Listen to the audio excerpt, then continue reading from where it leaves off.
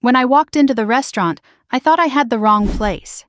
The clatter of silverware had already gone quiet. The plates were scraped clean, and the kind of laughter that stops when you appear still hung faintly in the air like smoke after a match has burned out. My sister Amber didn't stand. Her husband didn't either. Neither did his parents. They just looked at me with identical expressions. Polished, expectant, amused. Amber lifted the leather billfolder between two fingers and tossed it toward me as casually as someone flicking lint off a sleeve.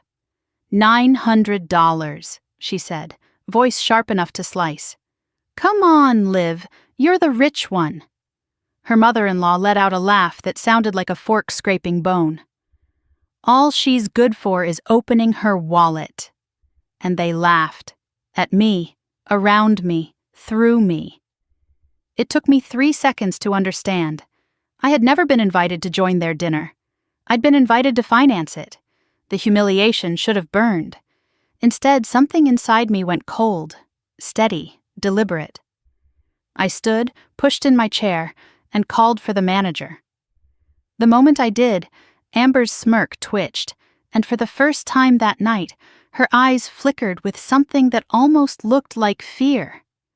None of them knew that $900 was the least expensive thing they were about to lose. I didn't say a word as the manager approached. I simply stepped aside, letting the silence tighten around the table like a noose. My pulse thudded in my ears, but my voice when I finally spoke was quiet and controlled. There's been a mistake, I said. This dinner isn't on me. Amber's breath caught. Liv, don't be dramatic. But the manager held up a hand. Ma'am, he said, addressing me with practiced calm, we can sort this out privately if you'd like. Privately. Exactly what I wanted. I followed him toward the side hallway near the wine display, every instinct in me humming. When he shut the door behind us, I inhaled deeply, collected myself and scanned the bill. $900, 5 entrees, 2 bottles of overpriced wine, dessert, coffee. All consumed before I'd even arrived. They said you were covering the cost? He asked. No, I said. I wasn't present for the meal and did not authorize anything. I'd like the charges addressed with the people who placed the order. The manager nodded slowly. Behind the door I could hear faint whispers, fast, nervous. Understood, he said. I'll handle it. But before he could leave the room, something in me shifted. I wasn't done. Not with them, not with the truth, and not with Amber. Not anymore. Actually, I said, could you call security to stand by? I expect this may escalate. He blinked, then nodded again. Of course. When I stepped back into the dining room, the entire table went stiff. Amber's husband stiffened as if bracing for a tidal wave. His parents were pale as candle wax. Amber herself. She looked irritated. Not ashamed, not caught. I studied her face, the tight jaw, the rehearsed eyebrow tilt, the glare laced with false concern. And for the first time I saw the calculation behind her eyes. This wasn't impulsive cruelty, this was strategy. And that realization frightened me more than the bill, more than the laughter, more than the humiliation. Olivia, Amber said sweetly, playing to the small crowd of remaining diners. You're embarrassing yourself. Just pay it so we can all go home. Something inside me snapped into place, quietly, cleanly. No, I said. Her mouth fell open. She wasn't used to no, not from me. The manager returned with security in tow. The charges will be reassigned to the party who ordered, he told the table. If there's a dispute, we can contact the authorities. Amber's facade wobbled. Authorities? You're calling the police over dinner? It appears, the manager replied, that the guest you attempted to bill was not invited to eat with you. A tense silence strangled the air. Thomas, her father-in-law, flushed dark red. This is ridiculous, he muttered. We're respectable people. I almost laughed. Respectable people don't ambush family with luxury dinner bills. Security escorted them to the front to settle the charge. Amber glared daggers at me as she passed, her expression twisting into something venomous. "You'll regret this," she hissed under her breath. I didn't react. I simply watched them leave the room in a tight, angry line, like a parade marching toward its own undoing. When the door shut behind them, the shaky breath I'd been holding escaped. I sat down. My hands trembled slightly, but not from fear, from clarity. Because in that moment, alone at the table they'd used as a stage for my humiliation, I knew exactly what had really happened. This wasn't about the dinner. It wasn't even about money. This had been a test. Not the first one, just the latest. And suddenly, memories burst open like cracks in a dam. My parents' deaths, the inheritance, the sudden warmth from Amber afterward, the strange incidents these past few years, her urging me to sign minor paperwork, her staging emergencies, her repeating to relatives that I'd been acting unstable, the way her husband's family examined my home the first time they visited, as if evaluating a property for sale instead of sharing a meal. None of it was coincidence. This dinner had been an escalation, a rehearsal for something bigger, a step toward something catastrophic, and I had walked right into the center of it. The restaurant was empty now, lights dimming. I left a tip on the table for the busboy. He'd given me a sympathetic look earlier. But before I stepped out into the chilly air, the manager caught up to me. "Ma'am," he said gently. "I've seen things like this before. I just wanted to say, I'm sorry." I nodded. "Thank you." "It's not your fault," he added softly. "People like that. They choose their target very carefully." I swallowed hard. "I know." Outside, the cold hit my face like a slap, but it helped. It cleared my head. My car sat beneath a street lamp, its metallic blue paint reflecting the empty lot. I climbed inside, locked the doors automatically, and sat gripping the steering wheel. $900. 9 years since Mom and Dad passed. 9,000 red flags I should have seen. I drove home in silence, the headlights slicing through the dark Wyoming night. With every mile, the truth grew sharper. Amber wasn't jealous. She wasn't petty. She wasn't overwhelmed. She was planning. She was preparing something. And I had nearly let her do it. When I stepped into my house, a historic farmhouse my parents left to me, an unfamiliar chill swept through me. The shadows seemed deeper, the silence heavier. I locked the door, then every other door, then the windows. Only when I reached the kitchen did I notice what I'd been avoiding since dinner. My mother's old letterbox sat on the counter, the one I'd refused to open for 2 years. The one Margaret Reeves, Mom's attorney, kept urging me to read. My heartbeat pounded in my ears. I lifted the lid with trembling fingers. On top was an envelope in my mother's handwriting. For Olivia. When your heart knows something is wrong, trust it. My throat tightened. Underneath the letter lay documents, official ones, sealed packets, a small hard drive, and a note written in my mother's calm, familiar script. If Amber ever tries to take from you what is yours, call Margaret immediately, and do not face them alone. My hands shook so hard the note fluttered. I sank into a chair. She knew. Years ago, she knew. A cold wind rattled the window pane. I wasn't paranoid. I wasn't overreacting. I wasn't imagining the manipulation, the attempted isolation, the subtle digs about my memory or stress or instability. Amber had been building a story about me, a narrative, a legal foundation, and I had just ruined her test run in front of a restaurant full of witnesses. I whispered into the empty room, "What were you planning, Amber?" But I already knew the answer. She wanted my house, my land, my inheritance, everything our parents left me, and tonight's dinner bill was just the beginning. I rose from the table, the envelope still pressed to my chest, and walked toward the phone. It was time to call Margaret. It was time to learn the truth my mother left behind. It was time to understand exactly how long this betrayal had been unfolding. And more importantly, what Amber was willing to do next. Because one thing was certain, she wasn't done, not even close. I didn't sleep the night after the restaurant. I tried, God knows I tried. But every time I closed my eyes, I saw Amber's smile as she tossed the $900 bill toward me, the way her mother-in-law leaned back with that satisfied smirk, the way the whole table seemed to wait for me to crumble. By 3 a.m, I gave up. I made coffee, sat at the kitchen table, and stared at the envelope my mother had left me like it was some kind of detonator. Maybe it was. The sun rose slow and pale over the Wyoming fields, brushing soft gold across the frost-glazed windows. I watched the light spill over the land my parents had loved so fiercely. The land Amber now wanted. The house Amber now wanted. The assets Amber had been circling like a hawk for years. My coffee had gone cold when I finally picked up the phone and dialed Margaret Reeves. The moment she answered, her voice was steady, warm, and somehow already prepared.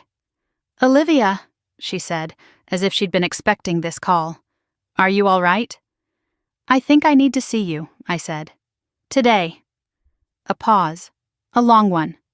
Then, "Come in at 10 and bring whatever your mother left you." 10 couldn't come fast enough. I showered, dressed, gathered the letters, and placed everything in a folder. Before leaving, I stood in the doorway of my parents' bedroom, a room I'd kept almost untouched since they passed. For a moment, I let myself hope I was overthinking. Maybe Amber was just being Amber. Maybe it wasn't as dark as I feared. But then I saw her face again, smug, certain, rehearsed. No, I wasn't wrong. I locked the house and drove toward town. Margaret's law office sat in a brick building downtown, the kind with creaky hardwood floors and windows that rattled when Wyoming winds picked up. She met me in the lobby and pulled me into a hug that I didn't know I needed. "You look exhausted," she said. "I feel worse." "Let's go to my office." Her office was cozy, cluttered with books, legal pads filled with her looping handwriting, and a photograph of her and my mother laughing on a hiking trail. My throat tightened when I saw it. "Don't look at me like that," Margaret said gently. "Your mom left us both with things to carry." I placed the folder on her desk. "I think she knew something. I think she knew years ago." "She did," Margaret said simply. "Sit."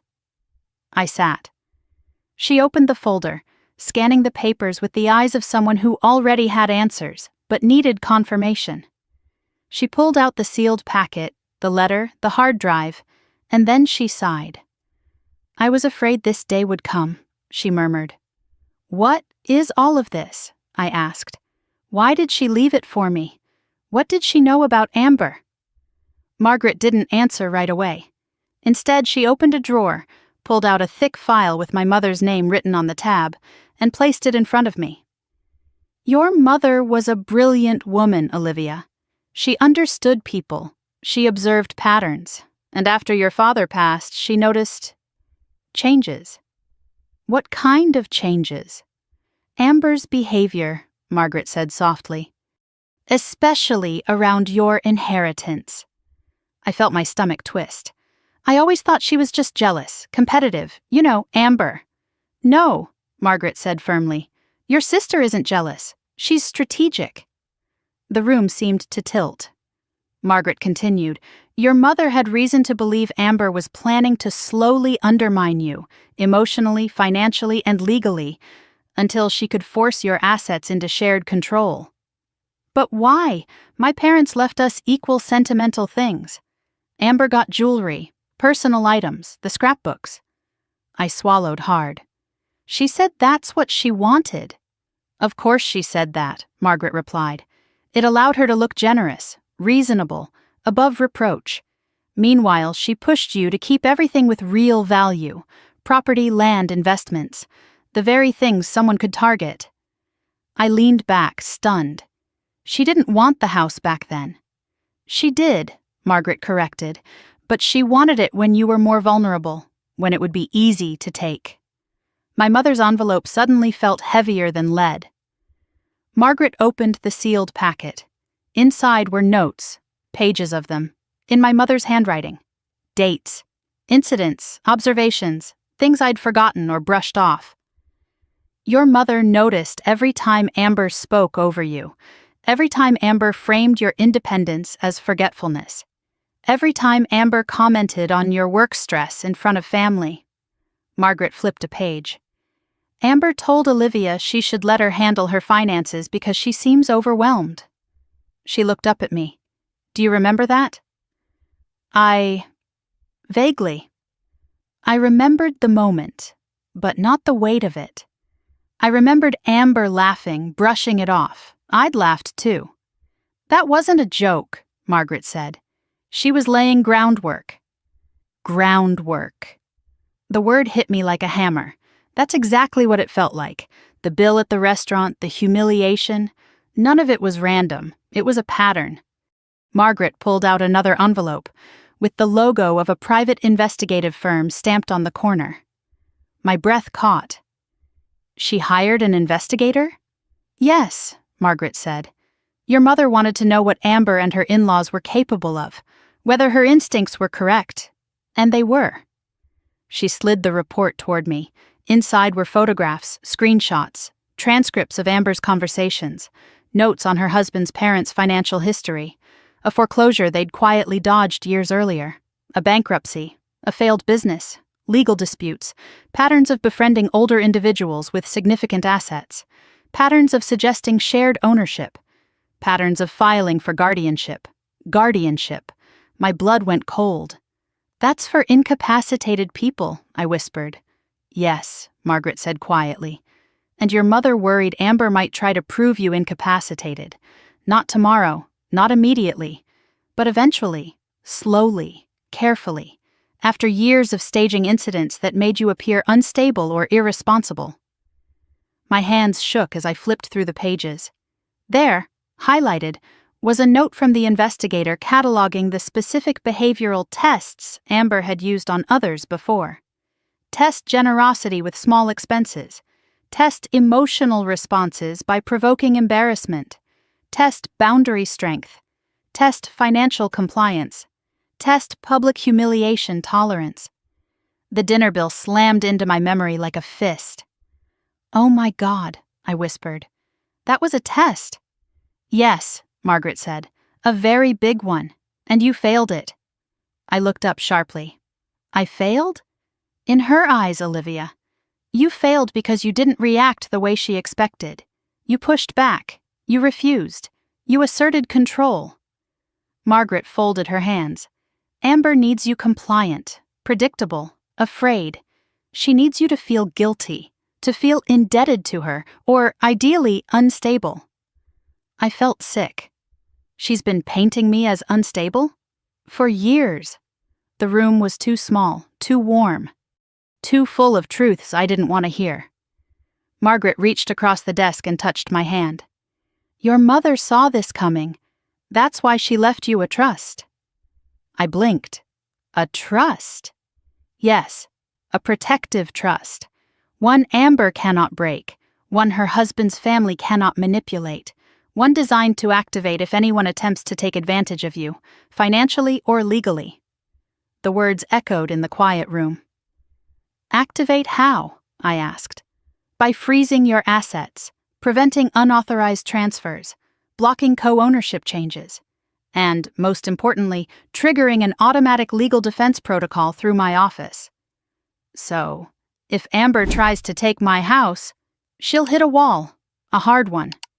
And if she tries to claim I'm incompetent, she'll trigger a full investigation she cannot control. I exhaled shakily. My mother protected me. Margaret smiled softly. Your mother built a fortress around you. I didn't know whether to cry or scream. I turned to the final part of the packet, a small handwritten note from my mother. I opened it. My Liv, if Amber ever attempts to make you doubt yourself, or suggests you need her to manage your life, understand this. She is not helping you. She is weakening you. Please trust Margaret. And remember, no one owns you. No one is entitled to what you have built. No one has the right to the life your father and I wanted for you. If Amber chooses another path, let her walk it alone. My vision blurred. Margaret waited patiently as I read it twice, then pressed it to my chest. When I finally looked up, she said quietly, "There's something else." "Something worse?" Margaret hesitated. "A rare thing." "Yes." She reached into the file cabinet behind her and withdrew a thin folder marked Recent. "I didn't contact you before because nothing was confirmed, but 2 weeks ago I received a notice." "What kind of notice?" "An inquiry." "From who?" "The county clerk's office." She opened the folder. "Someone requested information about the legal process for filing for guardianship." The room spun. "Guardianship of who?" Her eyes met mine. "You, Olivia." For a full 5 seconds, I forgot how to breathe. Someone had already begun the process. Someone had already laid the groundwork. "Amber," I whispered. "We don't know that yet," Margaret said carefully. "But the request was made the same day Amber visited an estate lawyer she's used before." A cold numbness spread through me. "She wants to take everything," I murmured. "She wants control," Margaret corrected gently. "The assets are a bonus." I leaned back in the chair, my heart pounding like a trapped bird. "Margaret," I said softly, "what do I do now?" "You prepare," she replied, "because if Amber was bold enough to stage a $900 public humiliation, she's closer to making her move than you realize." I swallowed hard. "Will you help me?" Margaret squeezed my hand. "I promised your mother I would." The clock on the wall ticked, a slow, ominous metronome. Margaret continued, "We have to be careful. Amber is impulsive but not stupid. Her in-laws are desperate but cunning. They'll accelerate now that they know you're not compliant." "So what do we do?" "We reinforce the trust protections. We document everything. You follow my instructions exactly, and Olivia—" She paused. "You cannot confront Amber alone. Not yet. That will only escalate her." I closed my eyes. What if she comes to me? She will, and soon. She'll try to seem helpful, loving. She'll try to convince you the guardianship conversation is for your own good. She'll twist your own life against you. And if I refuse? She'll twist that too. I let out a trembling breath. Margaret finished quietly. "Your mother saw Amber clearly. Now you must see her too." I stood slowly. "What if it's already too late?" Margaret shook her head. "It isn't. Because now you know the rules of the game, and Amber doesn't know you're playing." Her words steadied me. I gathered my things, hugged her again, and left the office with a new burning clarity. Amber didn't want a reconciliation. Amber didn't want a relationship. Amber wanted ownership. She thought she had time. She thought I was blind. She thought I was weak. But now I knew. And I wasn't going to let her take anything else from me, or from the life my parents fought to give me. When I got home that evening, my phone buzzed with a text from Amber. "Hey, Liv, need to talk. Stopping by tomorrow morning. Don't make plans." I stared at the message for a long time. The war had begun. I woke before the sun, the sky still dark, the house still silent, my body buzzing with the kind of tension that had nowhere to go. I didn't need an alarm. My mind had shaken me awake long before it could ring. Amber's text from the night before sat on my phone screen like a threat dressed as a courtesy. "Need to talk. Stopping by tomorrow morning. Don't make plans." That was Amber. A command posing as a request. An intrusion disguised as concern. A move already made before I even knew I was on the board. I dressed slowly, moving through the house with the careful attention of someone preparing for a storm. I boiled water for tea. I straightened the mail on the counter. I double-checked that the folder from Margaret was still tucked safely inside the drawer beneath the silverware tray. Every few minutes I checked the window, expecting to see Amber's car pull into the long gravel drive. But the drive stayed empty. My quiet home, built by my father's hands and my mother's vision, felt suddenly fragile, as if one wrong knock might shake its walls loose. By 8:45, I stopped pretending to clean and sat on the couch, hands clasped so tightly they ached. At 9 on the dot, I heard tires crunching across gravel. Right on time. Amber didn't believe in coincidence. I stood as the knock echoed, 3 sharp raps. Confident, entitled, rehearsed. When I opened the door, she was already smiling her picture-perfect smile, the one she used for holiday cards and social media posts, the one she thought made her look like a polished, put-together wife from a polished, put-together family. "Liv!" she exclaimed, as if we were close, as if she hadn't humiliated me 48 hours earlier. "Oh, good, you're up." She walked past me before I invited her in. I didn't stop her. Not yet. She'd expect a reaction, and I wasn't giving her one. Amber scanned my living room like she always did, her eyes flitting over furniture, decor, photographs, as if deciding what she'd keep and what she'd upgrade once she had control of the place. "Your house is so cozy," she said brightly. Cozy, the word people used when they couldn't bring themselves to say old or outdated. I said nothing. She turned to me, still smiling. "So, we need to clear the air." "About the dinner?" I asked quietly. Her smile strained but held. "Well, that... and other things. You overreacted a bit, don't you think?" "I didn't eat," I replied. "You left me the bill." Amber waved a manicured hand. "Oh, come on, Liv. You make more than all of us combined. And it's family. Why is this suddenly a big deal?" "It wasn't sudden," I said. "It was deliberate." Her eyes sharpened, quick, controlled, calculating. "What are you talking about?" "You tell me." She waited a beat, then shifted strategies so smoothly it was almost impressive. The tone softened, the shoulders drooped slightly, the performance switched from dismissive to wounded. "Olivia, you've been under a lot of stress. I know your job is hectic.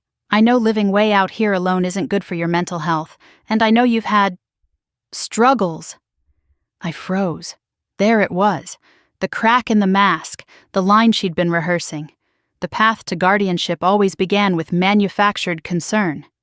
"Struggles," I repeated evenly. "What struggles?" "You know," she said gently. "The episodes, the forgetfulness, the emotional instability." I stared at her. "Name one." She blinked. Then she blinked again. "Well," she floundered, "I don't keep a list." "Don't you?" I asked quietly. She swallowed. Hard. She hadn't expected me to be this direct, this steady. She'd wanted me defensive, confused, guilty. Instead, I was calm, too calm for her comfort. She pressed on anyway. "Look, Liv, this is exactly what I mean. You're getting intense." Intense. Another stepping stone word. They always used soft accusations first. "Amber," I said, "why are you here?" She straightened, her posture shifting into the strong, authoritative stance she used when she thought she was taking control. "Because we need to protect you." "From what?" "Yourself," she said simply. I exhaled slowly. "There's nothing wrong with me." "That's what worries me," she answered, her voice dripping with false empathy. "You're not aware of it. You don't see the signs." "Signs of what?" She reached into her purse, a large leather designer tote that looked suspiciously new, and pulled out a document. She laid it on the coffee table like a dealer laying down a winning hand. My breath caught when I saw the heading. Shared Property Responsibility Agreement. My parents' house listed at the top. My name. A blank line where hers was meant to go. Another blank where Ethan's would go. And a notary signature line at the bottom. "What is this?" I asked, keeping my voice low. "A simple agreement," she said. "Nothing major, just something to make things easier. For the future." "Whose future?" "Everyone's, especially yours." She pushed the papers toward me. "Liv, you live in this huge house alone. You struggle to maintain it. You're not good with paperwork or bills. You get overwhelmed." I stared at her. "I'm a structural engineer." "And that's wonderful," she said brightly. "But knowing how to build bridges doesn't mean you know how to manage an estate." "I've managed this one for years." "Barely." My fingers curled. "Amber, why do you need me to sign this?" Her smile slipped. Because you need help, and we're your family.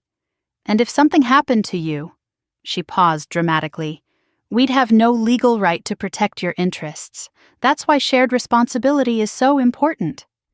And you want your name on my deed, I said plainly. Her jaw twitched. For your safety. No. The word dropped like a stone. Amber inhaled sharply. Liv, no. She stared at me, her expression flickering with disbelief, then irritation, then calculation. She wasn't used to being denied, not by me, not by anyone. You're making a mistake, she said quietly. You're letting your emotions cloud your judgment. I'm not emotional. You're angry. No, I said. I'm aware. A beat of silence passed. Something cold entered Amber's eyes. Something I'd never quite seen before. Cruelty without disguise. Ambition without the smile. Fine, she murmured. If you don't want help, that's your choice. She stood, gathering the documents with a snap.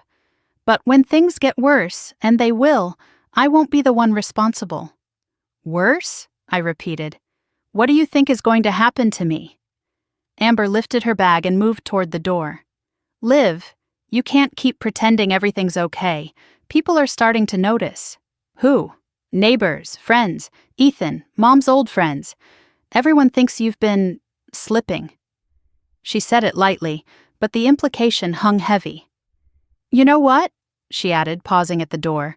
I'll give you a few days to calm down, then we'll revisit the paperwork. She opened the door, then turned back. And Liv? Her voice softened into syrup. The longer you resist, the harder this will be for everyone. She left without waiting for an answer. I locked the door behind her, not because I feared she'd come back, but because I needed to feel for 1 second that something in my house was still under my control. Inside the quiet, my legs went weak and I sat on the floor, back against the door, heart pounding. She wasn't hiding it anymore. She'd laid the foundation so clearly even I couldn't deny it now.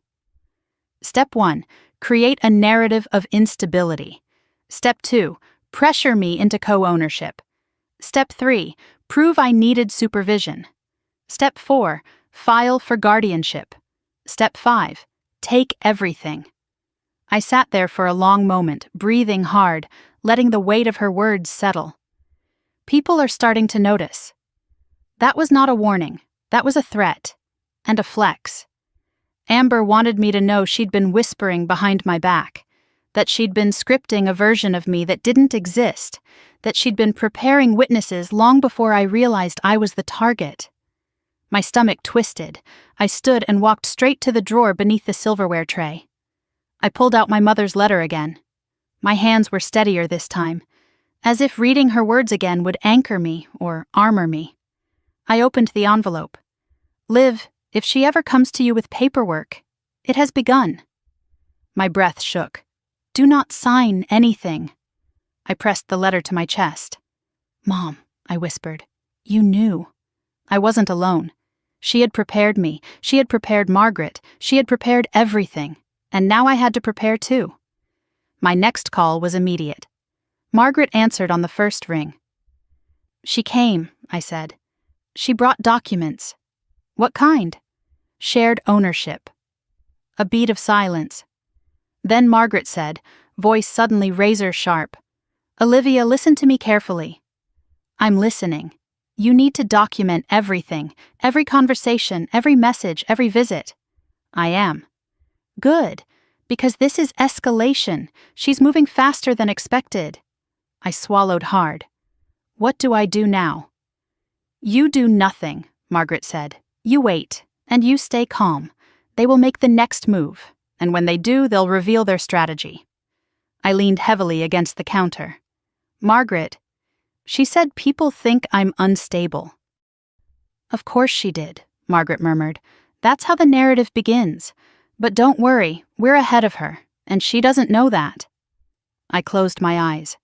It feels like a war. It is, Margaret said simply. But Olivia, your mother built your defenses long before Amber built her attack. When I hung up, I exhaled slowly, finally steady. For the rest of the day, I cleaned the house. Not because it needed cleaning, but because I needed movement. Noise, control, something to do with my shaking hands. As I vacuumed, my phone buzzed on the kitchen counter. I grabbed it, expecting Margaret. The number was unfamiliar. When I opened the voicemail, a stranger's voice spoke. "Ms. Hart, this is a courtesy call from the county clerk's office. We're following up regarding the guardianship inquiry submitted last week. Please contact us if you need assistance completing any documentation." My vision tunneled. Guardianship inquiry, submitted last week. Amber hadn't just begun the process, she was already in motion. I replayed Amber's final words at my door.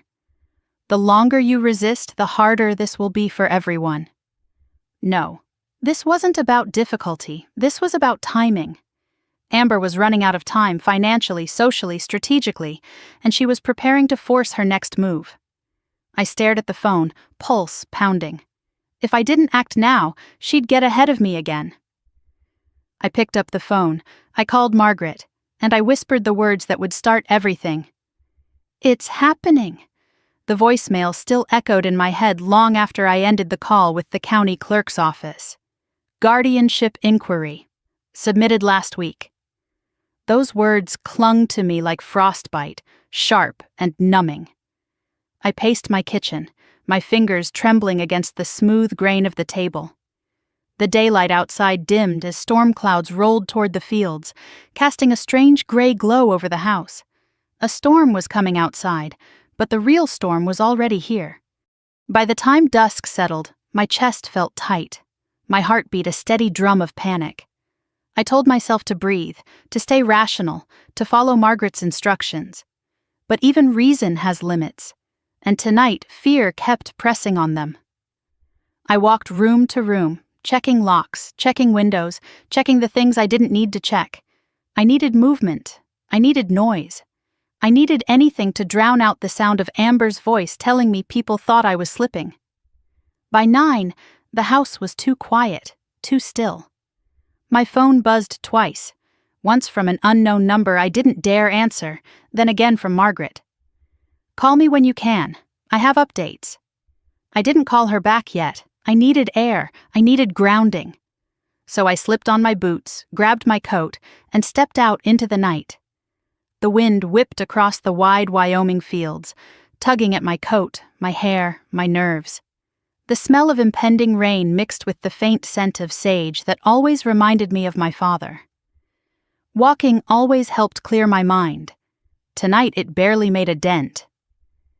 I followed the dirt path behind the house, the one Dad and I used to take when he wanted to point out stars or talk about the structural design of bridges. The sky had begun to darken in earnest when I reached the fence line. My hand rested on the weathered wood, my breath misting in front of me. I stared out over the land, the acres my parents worked for, cared for, loved. Land Amber wanted to carve up and sell with her in-laws like it was nothing more than a bargaining chip. "This is mine," I whispered. "Mom and Dad left this to me, not to her." The wind answered with a low howl. I didn't hear the car until the headlights cut across the corner of the property, slicing through the darkness. My stomach flipped. No one visited me this late. No one drove down my road unless they lived there or had business with me. The car slowed at the end of my driveway. Even from the distance, I recognized the model. Amber's. My pulse kicked hard. I walked back quickly, boots crunching gravel, my breath speeding up as her driver's side door swung open. She stepped out, her silhouette framed by the headlights.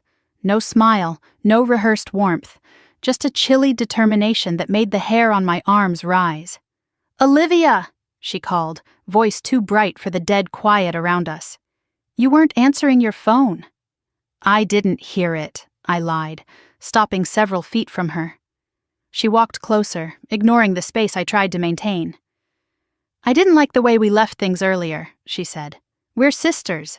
We shouldn't fight." My jaw tightened. "This isn't fighting. This is you trying to take my home." Her eyes flashed. "Liv, don't be dramatic. I'm trying to help you. You want control. I want stability," she snapped before catching herself, softening her tone again. Yours. You've been making erratic decisions lately. What decisions? I shot back. Closing accounts, she said immediately. Canceling things without telling anyone, missing calls, locking yourself away out here. I froze. She knew about the closed account? The insurance changes?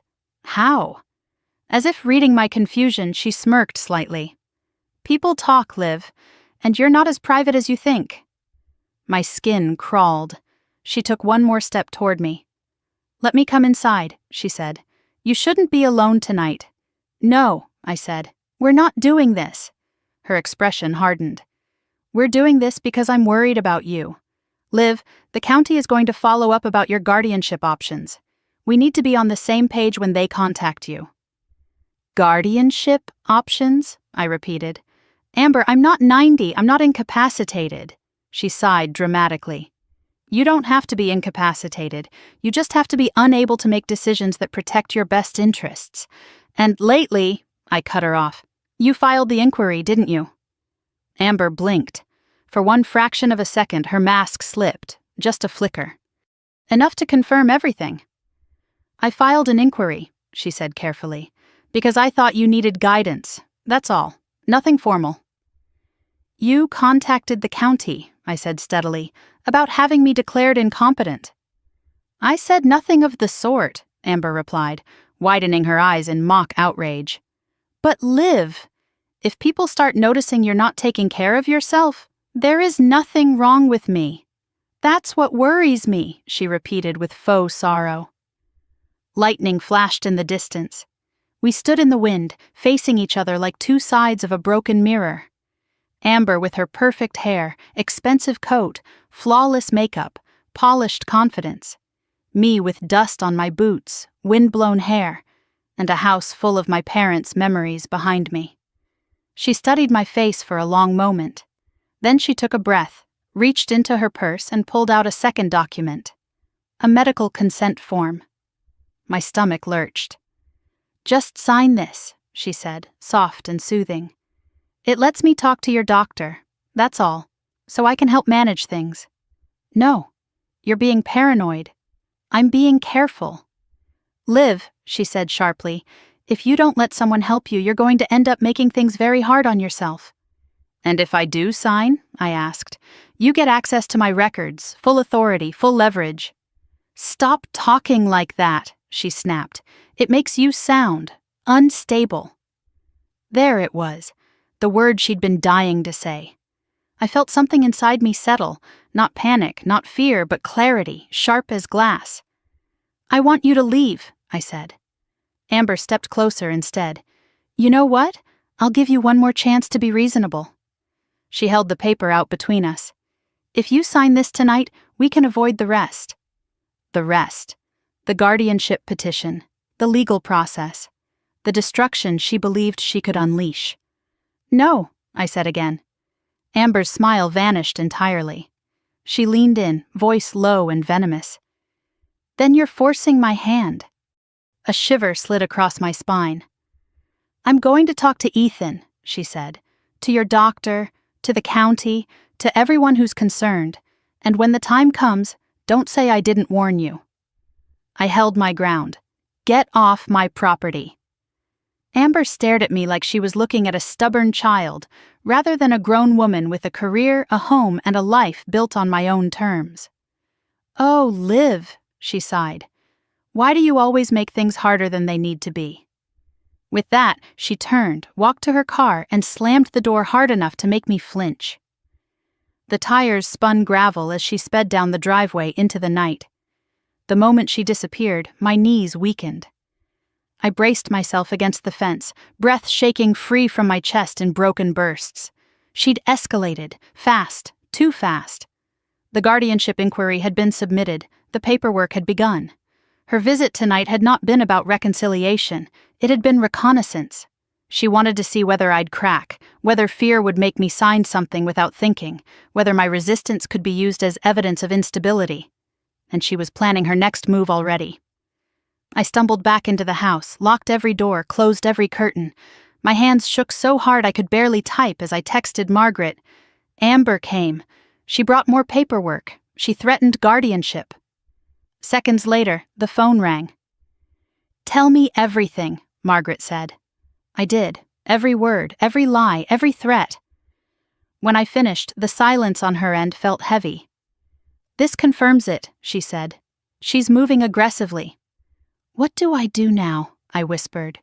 "You prepare," Margaret repeated. "And Olivia, you're not going to like this next part." "What part?" "You have to let her think she's succeeding." "What?" "We need her to make a mistake, to show her hand, to say the wrong thing to the wrong person, to push too far. And she will, but only if she believes you're vulnerable." I closed my eyes, exhaustion flooding me. "So I have to pretend to be the thing she says I am?" "Momentarily," Margaret said. "Long enough for us to have what we need. You must not confront her again." "I didn't confront. You stood your ground," Margaret corrected. "And that's good. But from here forward, she can't know you're building a defense. You have to appear compliant, just enough." I swallowed. "I don't know if I can." "You can," she said, "because your mother knew you could, because she prepared for this, and because you're not alone." I sank onto the couch. "What happens next?" Margaret's voice steadied. "We wait for her next move. And Olivia?" "Yes?" "Whatever happens, do not sign anything." I nodded, though she couldn't see it. When the call ended, the house felt unbearably silent again. I walked to the window and watched the fields sway in the wind, remembering nights when this land felt safe, comforting, alive. Tonight, it felt like a battlefield. But I wasn't standing on it unarmed. Not anymore. Not with my mother's trust, Margaret's guidance, and the truth finally in my hands. Amber had made her move. Now it was my turn to prepare for mine. The next morning arrived with a sky the color of steel wool, flat and heavy, the kind of Wyoming morning that made everything feel colder than it really was. I didn't sleep much. Every time my eyes drifted shut, I saw Amber standing in my driveway, her face a mixture of control and contempt, her voice dripping with that sickly sweet concern she used like a knife. I showered, dressed, and forced myself to eat half a piece of toast. The rest I threw away after staring at it too long. My stomach felt hollow, not from hunger, but from dread. I kept replaying her words. "You're forcing my hand." That wasn't a threat. It was a promise. And promises were the one thing Amber always kept. At 9:30, Margaret called. "I'm heading your way," she said. "You shouldn't be alone today." "I'm fine," I tried. "No, you're not. I'm leaving now." Her tone brooked no argument. I hung up and exhaled through my teeth. I wasn't fine. She knew that. I knew that. By the time Margaret pulled into my driveway 40 minutes later, the wind had picked up again, rattling the old porch swing and sending brittle leaves skittering across the gravel. I stepped outside to meet her. She got out of her car holding a leather briefcase tucked under one arm. "You look pale," she said bluntly. "You look bossy," I replied. "Good. We're both observant." Despite everything, I almost smiled. Inside, she set her briefcase on the kitchen table and sat across from me. "Before we get into what I brought," she said, "you need to tell me every word Amber said last night. Don't hold anything back." So I told her.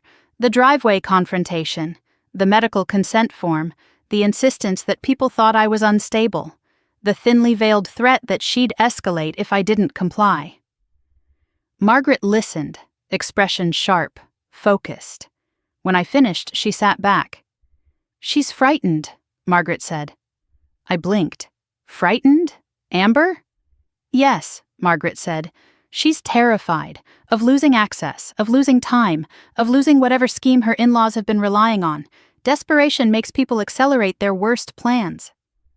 "So she's dangerous." "More than she was 2 weeks ago," Margaret confirmed. "But desperation also makes people sloppy. She'll make mistakes, and we'll be waiting." I rubbed my temples. I feel like I'm living inside someone else's nightmare. No, Margaret said quietly. This is your reality, but you're not powerless in it. She opened her briefcase and pulled out a thick binder. This, she said, is everything we'll need to counter whatever Amber files. It includes your mother's trust structure, the investigative report, the activation triggers, everything. I stared at it. A fortress in the form of paperwork. Margaret continued, but we need to add one more thing. Your documentation. My documentation? She nodded. From today forward, you start a record. Every voicemail, every message, every visit, every time she says or does something that undermines you. I've already been writing things down. Good, but now it needs to be systematic, dated, times, places. If Amber wants to build a case that you're unstable, we'll build a case that she's predatory. I swallowed hard. What if she goes to the county before we're ready? She already did, Margaret said. But she won't stop there. Guardianship petitions require proof. They require psychologists, doctors, character witnesses, incidents, financial irregularities. She's been laying groundwork for years. Your mother knew that.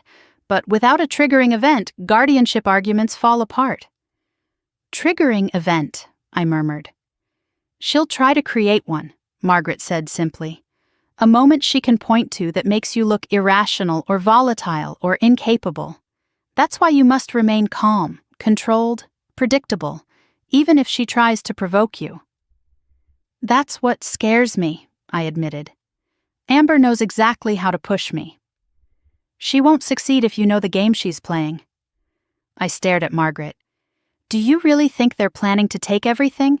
My home, my land, my accounts? I think they already believe they've taken it, she replied. They just haven't told you yet. A chill went down my spine. Before she could say more, someone knocked on the front door. 3 sharp raps. My blood froze. Margaret's eyes met mine.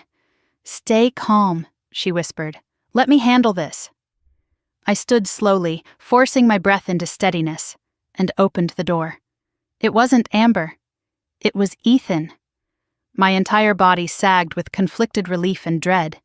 His posture was stiff, his face tight, hands shoved deep in his coat pockets. Hey, Liv, he said quietly. Can we talk? Margaret stepped beside me, her voice smooth. What's this regarding? Ethan blinked, surprised. It's personal. Personal, Margaret repeated, has legal implications today. You can say it in front of me. He hesitated, then nodded once. Amber told me you two had a disagreement. That's one word for it, I said. She said you were fragile, he continued awkwardly, and that she's worried you're making decisions that aren't safe or rational. Margaret muttered something under her breath that sounded like a lawyer's version of profanity. And she asked me to check on you, Ethan said. I swallowed a rush of anger. Check on me or evaluate me? His shoulders sagged. I don't know anymore. We stood there in the doorway, the air cold between us. Finally, Ethan lifted his eyes to mine. Liv, are you all right? Margaret's hand touched my elbow, a warning not to let emotion shape my answer. I'm fine, I said, but Amber isn't telling you the truth. He breathed out, a shaky, conflicted sound. I don't know what to believe. My parents think she's doing the right thing. Amber says your home is too much for you. She says you're overwhelmed, that you're acting erratically. Do you believe her? I asked. Ethan's eyes flickered. I think Amber believes she's right. That's not an answer. It's the only one I have right now. Margaret stepped forward slightly. Mr. Collins, we appreciate your concern, but Olivia is perfectly capable of managing herself and her affairs. In fact, she is under legal advisement at this time. His brows drew tight. Legal advisement? Yes, Margaret said, and anything further should be communicated through my office. Ethan hesitated again, torn between fear and his wife's version of the story. I just want peace, he murmured. Then you married the wrong sister, Margaret replied without hesitation. Ethan flinched. Before he could say more, Margaret closed the conversation with a smooth, professional finality. "We'll be in touch if necessary." Ethan nodded, stepped back, and walked toward his car without looking back. Dust swirled behind his tires as he drove away. When he disappeared down the road, Margaret closed the door and blew out a sharp breath. "She's already using him." "She always used him," I whispered. "He just never saw it." Margaret sat again at the table. "This changes our timeline. If she's using Ethan to establish third-party concern, she's preparing witnesses. We need more evidence before she moves to the courts." "How do we get that?" "By documenting their pressure," she said, "and possibly recording it." I felt heat rise in my cheeks. "Recording?" "Yes," Margaret said. "Legally. Wyoming is a one-party consent state. If you're part of the conversation, you can record it. We may need that." She opened her briefcase again and pulled out a small digital recorder. "Put it in your pocket anytime she visits," she instructed. "If she says anything about instability, guardianship, shared ownership, or pressure to sign, keep her talking." I stared at the small device. It felt like a lifeline. It also felt like betrayal. Margaret saw the conflict in my face. "Olivia, listen. Amber is not your sister in this situation. She is an opposing party, and she is documenting you. I promise you that." My stomach twisted. Of course she was. "She'll try again soon," Margaret continued. "She didn't get what she wanted last night. She'll escalate. She'll invent urgency. She'll involve neighbors, more family members, maybe even clergy. The next step is cornering you emotionally. She wants you to falter." I took a deep breath. "So I have to pretend I'm compliant." "Not compliant," Margaret corrected. "Just neutral, untouchable, a person who does not react." I pressed the recorder into my palm. "Okay," I said softly. "I can do that." We spent the next 2 hours going over scenarios. What to say, what not to say, what tone to use, how to deflect, how to redirect, how to protect myself without revealing the fortress being built around me. Margaret eventually left, promising to update me once she reviewed new filings. After she drove away, the house felt quieter than ever. Too quiet. I walked through each room, touching the familiar walls, the picture frames, the furniture my parents chose. I ended in my mother's study, her sanctuary. I sat in her old rocker and let the silence settle over me. "This is mine," I whispered again, "and you trusted me to protect it." Outside, the sun slipped behind the hills, painting the sky with streaks of violet and gold. I stood, walked to the window, and stared at the driveway. I told myself I was imagining it, but maybe I wasn't. Because for one split second, I thought I saw a car parked just beyond the bend in the road, watching, waiting, planning its next move.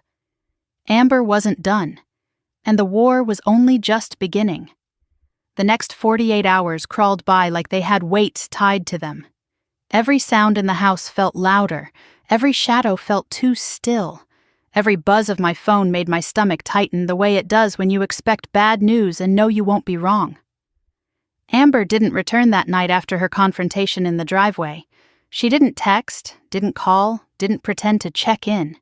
And somehow her silence felt more dangerous than her presence.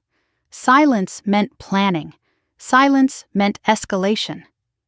By Saturday morning, my nerves were stretched thin. I tried keeping busy, organizing old project files from work, sweeping the porch, restocking the pantry. But my thoughts kept circling back to one question. What was Amber doing now? What was she preparing? The guardianship inquiry wasn't a warning, it was the beginning, and beginnings always led somewhere. At noon, my phone buzzed again. A message from an unknown number. "Ms. Hart, this is a courtesy call to inform you your primary care physician submitted a note regarding your annual wellness check. Please contact the office if you wish to review your health documentation." I froze. My last wellness check had been routine, perfect. I had no ongoing medical issues, no prescriptions, nothing Amber could use, unless someone asked the office to send something, or asked a leading question or implied concern. I sat down hard at the kitchen table, my throat tightening. That wasn't coincidence. That was a probe. A test to see if the doctor could be used to build a narrative. I grabbed the recorder Margaret had given me and slipped it into my pocket, pulse thudding. If Amber showed up today, I needed proof. If she pushed again, I needed evidence. I wasn't going into this blind anymore. I was still sitting at the table when tires crunched across the gravel. I felt the sound before I heard it. I stood slowly, forcing my breath into something steady, rehearsing Margaret's instructions. Stay calm. Show nothing. Record everything. When I looked through the window, my breath stilled. It wasn't Amber's car. It was her in-laws. Thomas and Lorraine Collins stepped out of their sleek silver SUV with the confidence of people who thought they owned everything they stood near. Thomas was in a navy jacket despite the warm weather, his expression drawn but stern. Lorraine wore a fitted cream coat, sunglasses perched atop her perfect blonde hair, her posture sharp as a blade. My stomach sank. If the in-laws were here, this wasn't a visit. This was an operation. I opened the door before they could knock. Thomas, Lorraine. They gave me matching polite smiles that didn't reach their eyes. Olivia, Lorraine said smoothly. Good afternoon, dear. Dear, I almost laughed. Lorraine didn't call anyone dear unless she wanted something from them. Is there something you need? I asked, keeping my voice neutral. Well, Thomas said, that depends on how willing you are to make things easy. I stepped aside just enough to make it clear they weren't welcome inside. We can talk here. Lorraine looked mildly annoyed by the boundary, but covered it with a smile. We won't keep you long. We simply want to clarify a few things Amber mentioned. Of course, Amber had mentioned things. Amber had probably delivered a full monologue about my supposed instability. I'm listening, I said. Thomas exchanged a glance with his wife, then spoke carefully. Amber is concerned about your behavior lately. Extremely concerned. My behavior? I repeated. Lorraine nodded sympathetically. Yes, dear. She told us you've been struggling. I pressed the recorder in my pocket, letting the silence stretch just long enough. What kind of struggles? I asked. Lorraine clucked her tongue. Emotional distress, forgetfulness, mood swings, isolation. She said you've been making questionable decisions recently. Closing accounts without explanation, Thomas added. That sort of thing. I blinked slowly. My financial choices are not Amber's business. They are, Lorraine said lightly, if they indicate mental decline. There it was, the phrase they'd been waiting to slide into the conversation. Mental decline, I repeated softly. Yes, Lorraine said, and if that's the case, we all need to take action before things get worse. Action, I said. What kind of action? Thomas cleared his throat. Guardianship is a heavy word, Olivia. But sometimes family needs to step in for someone's protection. I stared at them. Family? Yes, Lorraine said smoothly. We're all family now. I almost laughed. Instead, I forced my jaw to relax. Margaret's words echoed, stay calm, stay empty, stay untouchable. Why are you here, Lorraine? I asked. We'd like you to sign a preliminary agreement, she said, pulling a narrow folder from her purse. Nothing binding, just acknowledgement that you're open to financial oversight. My heart thudded against my ribs. Financial oversight. Yes, Thomas said. Amber fears you're not managing things well. This will allow us to help before the situation becomes problematic. Problematic, I echoed. Lorraine sighed, putting on her glassy, pitying expression, the same one she used on waitstaff when she wanted free wine. Liv, dear, the sooner you admit you're overwhelmed, the sooner we can step in. And take control, I said. To support you, Lorraine corrected sharply. No, I said. The couple blinked. No, Lorraine repeated. I'm not signing anything. A chill passed over Thomas's face, the polite veneer slipping. That, he said, is unwise. It's my decision, I replied. He stepped closer, invading my space the way Amber always did. You are making things harder than they need to be. Thomas, Lorraine murmured, touching his arm. Let me. She turned back to me with a somber expression. Olivia, I'm going to be frank. The county already has concerns. If you refuse help, you reinforce the narrative that you're unable to make decisions. My stomach clenched. Reinforce the narrative, the same phrase Margaret had warned me about. Declining supportive oversight, Lorraine continued, looks like instability, and you don't want that. I swallowed but kept my voice steady. I'm perfectly capable of managing my own life. That's what Amber said you'd say, Thomas murmured. Then she knows me very well. No, Lorraine corrected, her eyes glinting. She knows how denial works. My chest tightened. They were circling me like predators who'd cornered their prey. Let's cut to the point, Thomas said, losing patience. Sign the preliminary agreement. Let us help manage your estate. Otherwise, he stopped. Otherwise what? I asked. Lorraine leaned in slightly. Otherwise the county will handle it. And when they do, you won't get to choose who your guardian is. My pulse hammered, dark, calculated, practiced. But instead of fear, something else flared in me, something steadier. This conversation is over, I said. Lorraine's face tightened. You're being childish. No, I said, I'm being rational and you're trespassing. Thomas's jaw flexed. Olivia, you don't want to do this. Yes, I said, I do. I stepped backward into the doorway. Leave. Now. Lorraine's eyes narrowed. Thomas muttered a curse under his breath. This isn't over, Lorraine said softly. I know, I replied. They walked back to their SUV stiffly, anger radiating off them like heat. Dust billowed behind their tires as they sped away. The moment they were gone, my breath left me in a shaky rush. My knees gave out and I slid to the floor, heart pounding like it wanted out of my chest. Not just Amber, her in-laws too. Working as a unit, a coordinated strike, and they'd escalated faster than Margaret predicted. I scrambled to my phone and called her. She answered on the first ring. What happened? She asked. They came, I gasped, voice shaking. Her in-laws. They brought paperwork. They said guardianship would be taken out of my hands if I didn't agree to oversight. Silence. Then, good, Margaret said. I blinked. Good? Yes, she said, because now we have evidence of coercion from multiple parties. We needed them to overreach, and they have. I exhaled a breath I didn't know I'd been holding. Margaret continued, they revealed their timeline. That gives us an advantage. What do we do now? We prepare for the petition, she said.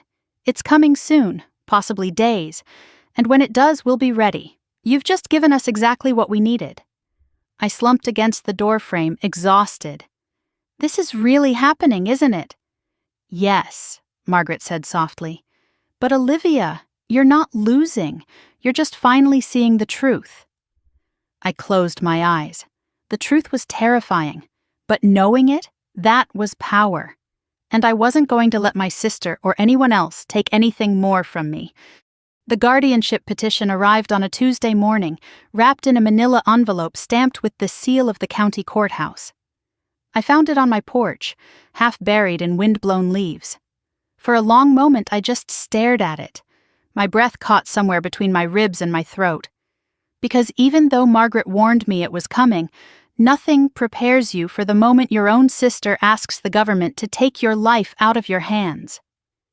The envelope felt heavier than paper when I picked it up, heavier than anything I'd held in years. I carried it into the kitchen, set it gently on the table, and just looked at it as if it might speak on its own. My hands trembled as I opened it. The first page was a formal notice. The second was a statement of concerns. The third listed the petitioner, Amber Collins. I didn't cry. I didn't scream. I didn't crumble. I just felt something inside me settle. Quiet, cold, certain. She'd done it. She'd actually done it. I grabbed my phone with shaking hands and called Margaret. She answered before the first ring finished. "It came," I whispered. "Read nothing else," she said immediately. "Take pictures of the envelope, every page. Send them to me." I did. My fingers shook, but I managed to get everything scanned and to her email. Margaret was silent for a long moment as she read. Then she exhaled sharply. She overplayed her hand. "She's trying to take everything," I murmured. "I know," Margaret said, "but what she submitted is sloppy, rushed, and full of inconsistencies. That helps us. It also means she's desperate." "Yes," Margaret said quietly, "and desperation makes people reckless. But Olivia, it also makes them dangerous." I swallowed hard. "What's our next move?" "You do nothing," Margaret replied. "I do everything. This petition triggers your mother's trust mechanisms. I'll handle the filings. And you—" "Yes?" "Record everything from now on. Every interaction, every phone call, every conversation." Her tone softened. "I know it feels invasive, but you need to protect yourself." "I will," I said. "I promise." "Good. I'll be at your house in 2 hours." When the call ended, I sat at the table with the petition in front of me. I read the first paragraph without meaning to. That was my mistake. The lies were so precise they could only have been rehearsed. Olivia Hart has demonstrated increasing emotional instability, impaired judgment, and difficulty managing personal and financial affairs. I laughed, a short, sharp, humorless sound. Then I kept reading. Repeated incidents of erratic behavior. Episodes of confusion. Volatile interactions. My jaw locked.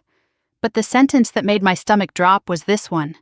Family members have expressed long-standing concerns about her inability to care for herself. Family members, plural, not just Amber, her in-laws. Maybe even neighbors she'd manipulated. Maybe Ethan. My chest tightened. I pushed the papers away and stood abruptly. I needed air. I needed to move. I needed something solid to hold onto because the ground under me felt like it was cracking. I threw on my coat and stepped outside into the cold wind. The sky overhead was a wash of gray, heavy enough to feel like a weight pressing between my shoulders. I walked across the field, boots sinking into the damp earth, heading toward the old barn my father built when I was 8. The air smelled of hay and dust and winter. It felt like him. I leaned against the wooden wall and closed my eyes. For a moment I pretended the world was simple again. That family meant safety, that people meant love, that betrayal was a thing that happened in movies and not in your own living room. But pretending didn't last long. When I opened my eyes, Amber's SUV was pulling up my driveway. Not again, not today, not now. My heart hammered as I strode back across the field. The closer I got, the clearer I saw her, standing beside her car, arms folded, expression tight with righteous purpose. She wasn't alone. Ethan was with her. My stomach dropped. "Liv!" Amber called too brightly. "We need to talk." I slowed, forcing myself to reach for the recorder in my coat pocket. I clicked it on without looking at it. "What do you want?" I asked calmly. Amber held up a copy of the petition. Hers was crisp, untouched by my shaking hands. "I assume you've seen this?" "I have." "Good," she said, nodding as if this was all unfolding according to her plan. "Then we're on the same page." "What page is that?" "That you need help," she said, voice soft with condescension. "And you're refusing to accept it." "I'm refusing to accept your lies." Amber stiffened. "Liv, it's for your own good." I almost laughed. "You filed a petition to take control of my estate." "It's called a protective guardianship," Amber corrected. "It's not about control, it's about safety." "Whose safety?" I asked. She hesitated. "Yours, obviously." I blinked slowly. "You want my house, you want my assets, you want my land. That's what this is." "That's unfair," she snapped. "I'm thinking long term. You can't manage everything alone forever." "I've managed just fine." "Not according to these," she said. shaking a stack of papers. I felt my pulse kick hard. "What are those?" "Statements," she said simply, "from people who've noticed—" She let the sentence hang, waiting for me to fill it with fear. "Notice what?" I asked, voice steady. Amber inhaled slowly. "That you're slipping." I tilted my head. "Who are these people?" Amber hesitated just a hair too long. "My neighbors?" I asked. "No." "Your husband?" She glanced at Ethan, and right there, everything in me went still. Ethan didn't look confident. He didn't look convinced. He looked sick, pale, caught in a lie he didn't fully agree to. "Ethan," I said quietly, "did you submit something?" His eyes flicked down. Amber stepped between us like a wall. "He didn't do anything you should be upset about." That was answer enough. My heart cracked, not in anger but in something more like grief. Ethan wasn't malicious. He was manipulated. He was drowning under Amber's pressure, her narrative, her certainty. "Liv," he said softly, I told them you seemed stressed. That's all." "Stressed," I repeated softly. Amber touched his arm sharply. "You don't owe her an explanation." I forced myself to inhale, then exhale slowly. "Amber, leave." "No," she said. "Not until you listen." I did listen. And I'm telling you, leave." Amber's face hardened. "You're making a mistake, Liv. There's nothing to discuss. You can't ignore this." "I'm not ignoring it," I said quietly. "I'm documenting it." Amber froze. "You're what?" I met her gaze head on. "Everything you're doing, everything you're saying, I'm keeping record." "Why?" she asked sharply. "Because when this reaches court," I said, "the judge will want to know who is unstable and who is manipulating." Silence. A still, cold, dangerous silence. Amber stepped closer, her jaw clenched so tightly I could see the tendons strain in her neck. "You think you can fight this?" "Yes." "You can't," she hissed. "I've already started the process." "So have I." Amber's face turned almost ashen. Ethan stepped between us. "Amber," he said quietly, "maybe we should go." She ignored him, eyes locked on me with a kind of hatred I had never seen from her before. "You're going to regret this," she whispered. I took a step back, keeping my voice even. "That's what you always say when someone tells you no." Amber's eyes flashed with fury. Without another word, she spun on her heel, marched back to her SUV, and slammed the door. Ethan hesitated for one small, broken moment, almost like he wanted to say something, but Amber yelled his name, sharp as a whip crack. He flinched and followed her. The SUV sped away, gravel spraying behind its tires. The moment they disappeared, my knees buckled. I caught myself against the porch railing, breathing hard. I pulled the recorder from my pocket and whispered, "Did you hear that, Mom? She's doing it. But so am I." Inside the house, the petition still sat on the kitchen table. But something in me had changed. Fear was still there, cold and heavy. But beneath it was something new. Resolve. Amber wasn't the only one who could escalate. And she had no idea how much protection my mother had built around me. When Margaret arrived an hour later, she listened to the entire recording twice, her jaw tightening with each word Amber spoke. When it ended, Margaret closed her eyes and exhaled slowly. "This," she said finally, "is exactly what we needed." "What happens now?" I asked. Margaret's voice steadied into steel. "Now, Olivia, we prepare our counterattack." The days after Amber filed the guardianship petition felt like living inside a tightening wire. Everything hummed with tension. The phone ringing, the mail arriving, even the wind hitting the windows. I kept expecting another blow, another knock, another ambush. But Amber went silent again, and her silence had become its own kind of warning.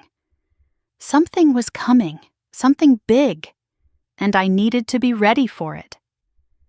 Margaret visited me every day that week, sometimes just for an hour, sometimes for an entire afternoon. We sat at my kitchen table with stacks of documents between us, building what she called a defensive spine, a structure so strong that Amber and her in-laws would break against it before it ever bent. On Thursday morning, Margaret arrived with a heavy binder and a small hard drive. "This," she said, setting them both down, "is from your mother." My breath caught. "There's more?" "Much more," Margaret said. "She prepared levels of protection she didn't want you to see unless you absolutely needed them. And now, Olivia, you need them." I sat down slowly, my hands trembling slightly as I opened the binder. Inside were handwritten notes, attorney correspondence, and a structured timeline, my mother's. She had mapped out every concern she had about Amber from the year after my father died. Little things at first. Comments Amber made about my job being too stressful. A time she told my aunt I was forgetful. A moment at Christmas when she tried to take over my mortgage conversations as a favor. Mom had noticed everything, every seed Amber planted, every shift in tone, every quiet attempt to suggest I needed help. "She knew," I whispered. "She knew all this time." Margaret touched my hand. "Your mother was perceptive. She saw behaviors long before you had reason to interpret them as threats." I's throat tightened. "She tried to warn me. I didn't want to see it." "That's normal," Margaret said gently. "You trusted your sister. You wanted family. You didn't want a war." But war had come anyway. I turned the page to find printed photos taken by the investigator my mother hired. One showed Amber at brunch with her in-laws, her face animated in conversation. Another showed Lorraine entering a title agency office. And another showed Thomas speaking to a man my mother had identified as a banker known for handling distressed assets. My chest tightened painfully. They had planned this long before Amber threw the $900 bill at me. "Why didn't she tell me sooner?" I asked softly. Margaret's expression softened. "Because she hoped it wouldn't come to this. She hoped Amber would stop. She hoped you'd never need to see your own sister as an enemy." I blinked hard, fighting rising emotion. "And now she's given me a fortress." Margaret nodded. "She gave you armor before you knew you'd need it." I closed the binder and exhaled slowly. "So, what do we do now?" Margaret tapped the hard drive. "Now we look at the trigger files." "What are those?" "Instructions your mother left," Margaret said. "Legal provisions that activate once a guardianship attempt is made. The trust is now in a defensive state. That means Amber can't touch a penny, not legally, not through fraud, not through court." A flicker of hope sparked through my fear. "So she can't win?" "She can try," Margaret said, voice steady. "But we're going to dismantle her entire case piece by piece before it gets in front of a judge." I nodded, more firmly this time. But before Margaret could continue, a car turned into my driveway. I recognized the headlights instantly, and every muscle in my body tightened. Ethan. He parked, shut off the engine, and sat there for several seconds before getting out, as if he were trying to gather courage. I felt my breath grow shallow. After his silence the day before, I wasn't sure what version of him I would find at my door. Margaret placed a hand on my arm. "Start your recorder." I clicked it on. Ethan approached the porch with his hands jammed into his coat pockets, his face pale, strained. He stopped at the bottom of the steps. "Liv," he said, voice fatigued. "We need to talk." Margaret stepped into the doorway beside me. "This conversation will be documented, Mr. Collins." He nodded, surprisingly not resisting. "That's fine. I need to tell you something." I folded my arms and kept my expression neutral. Margaret had trained me well. "What is it?" I asked. Ethan took a slow breath. "Amber told me not to come here. She said I'd make things worse." He looked up, pain flickering in his eyes. "But I can't keep pretending I don't see what's going on." I exchanged a quick glance with Margaret, but kept silent. "Amber's family is collapsing financially," he continued. "Thomas's business is deeper in debt than I realized. Lorraine's credit lines are maxed out, and their house," he swallowed, "it's in pre-foreclosure, Liv." Everything inside me went cold. "They've been hiding it from everyone," Ethan said. Even from me. I only found out because a notice came in the mail. And when I confronted Amber about it, she didn't deny it. Lorraine's visit, Thomas's cold stare, the rushed guardianship filing. It all clicked together with brutal clarity. "They want my house," I whispered. Ethan nodded miserably. "They need it." Margaret's voice was calm but razor-sharp. "And they think they're owed it." Ethan squeezed the back of his neck. "Amber kept saying you have too much for one person and that family should share wealth. That you weren't using your assets efficiently. That if you lost the house, it'd be better for everyone." My stomach twisted sickeningly. Amber believed that.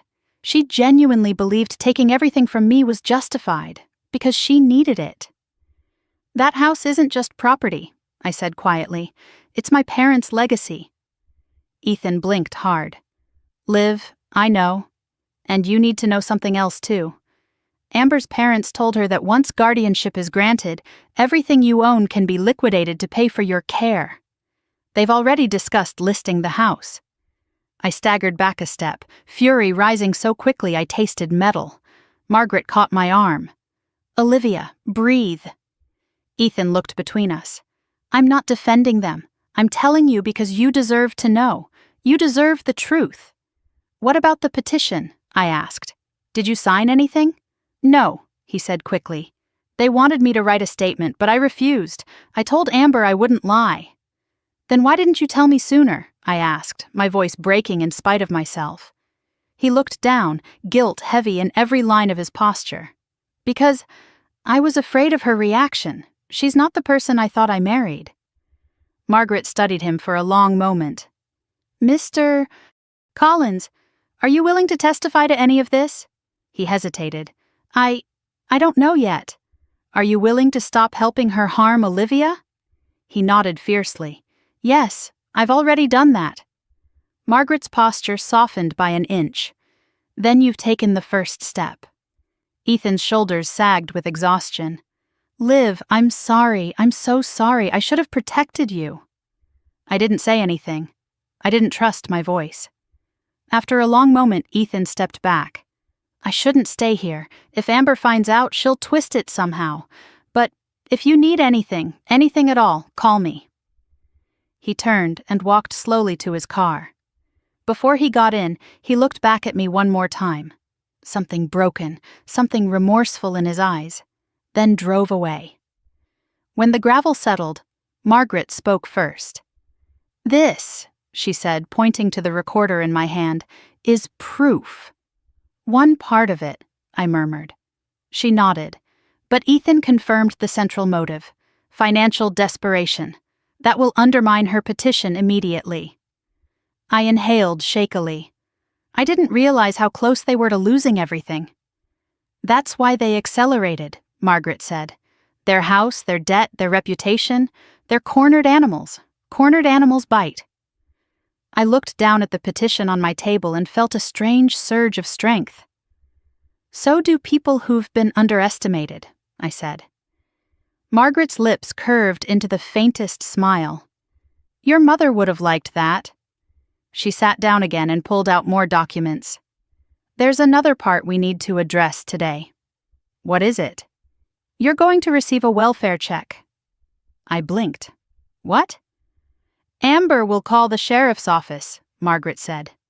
"Soon, likely claiming you're a danger to yourself or unable to care for yourself. It's a predictable step in guardianship manipulation." My stomach dropped. "She'd do that?" "She already has," Margaret said. "The sheriff's deputy called my office this morning asking about you." Ice shot through me. Why didn't he call me? "He will," Margaret said, "but I told him I'd be here with you." "Oh my God," I whispered. "She's unhinged." "She's desperate," Margaret corrected. "And now that the petition is filed, she needs evidence of instability. She'll try to create that evidence." "When?" "Today," Margaret said simply. "Maybe tonight." I ran a hand through my hair, exhaling hard. "So what do I do?" "Be calm, be polite, answer questions. Show the deputy your home, your fridge, your medication, nothing out of the ordinary. It'll take 5 minutes and then it's over. And Amber loses another piece of her case, I whispered. Yes, Margaret said. Exactly. The rest of the afternoon passed in tense preparation. Margaret coached me on what to expect, what to say, what not to say. By 6 o'clock, she heated soup for us on the stove while I paced the kitchen. At 7:23, her phone buzzed. She looked at the screen and nodded. They're coming! My pulse pounded in my ears. At 7:30 sharp, a sheriff's cruiser rolled into the driveway. Margaret placed a steady hand on my back. This is the last time you let Amber define you. After tonight, she loses her narrative. I nodded, drawing in one deep breath. Then I opened the door. Deputy Harmon stood on the porch, hat in hand, expression polite but serious. Evening, he said. We received a call regarding a welfare concern. I met his eyes steadily. Yes, I said. Come in. Margaret stood behind me like a pillar, and for the first time since this nightmare began, I felt strong. Daniel showed up at my house just after dawn, the sky still streaked with soft gray light, his car rolling to a stop behind Margaret's sedan. I had barely slept, but something in the way he stepped out, shoulders squared, a folder tucked firmly under his arm, told me today was going to be different. Today, he'd chosen a side. He walked up the porch steps without hesitation. When I opened the door, he didn't offer excuses or apologies. He simply said, "We need to talk, all of it, no more hiding." Margaret joined us in the kitchen, her expression unreadable but attentive. Daniel set the folder down between us, his hands bracing the edges like he feared it might float away. I didn't know where to start, he said, voice tight. So I just gathered everything. He unzipped the folder and pulled out papers, bank statements, printouts of emails, screenshots, even what looked like transcripts. My breath caught. He had been documenting everything. For months. Daniel, I whispered, how long have you known? He exhaled, eyes trained on the scattered documents. Longer than I want to admit. He took the seat across from me, the early morning sunlight catching the exhaustion under his eyes. Margaret folded her hands calmly, letting him speak. It started with little things, he said. I'd see Amber texting her parents late at night. She'd tell me it was about the kids or planning family trips, but it always felt wrong. Then she started saving files under my work folders, legal forms, property documents, emails with subject lines like timeline. I didn't look at them at first because I didn't want to know. His fingers tightened on the folder. Then one day I overheard her on the phone with her mother. She was talking about you, about your house, about accelerating the plan. A cold shiver slid down my spine. Daniel swallowed hard. I confronted her. She laughed, said I was being dramatic, said I was paranoid like... His voice faltered. Like you. I clenched my jaw, absorbing that quietly. That night, he continued, I started checking the documents she'd been hiding. I found drafts of petitions, notes about guardianship rules, lists of your assets. Some of the phrases... He took out one page and slid it toward me. She wrote, if we time the welfare checks correctly, the incompetency claim sticks easier. The room felt colder suddenly. Margaret leaned in, her voice calm but razor sharp. Did she discuss filing the petition with you? Yes, he said. She wanted me to sign a statement about Olivia being irresponsible with money. She said it would streamline the process. I refused. She didn't talk to me for days. I felt my chest tighten, not with anger but with grief for what he had been trapped inside. I didn't want to believe she could hurt you, he said, or manipulate me like that.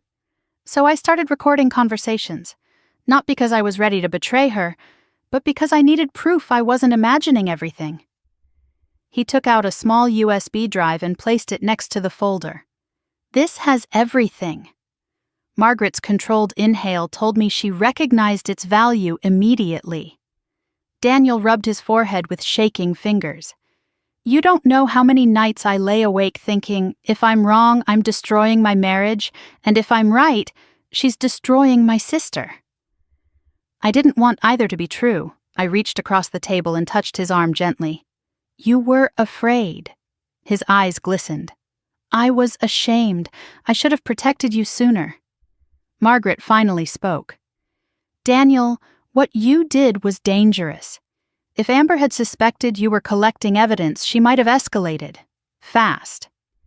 I know, he said. So I played along. I let her think she still had control. I pretended to support the guardianship long enough for her to stop paying attention to me. My breath caught. You were working from inside. Yes, he whispered. Every chance I could. He took out another document, another forged signature. My forged signature. My heart pounded.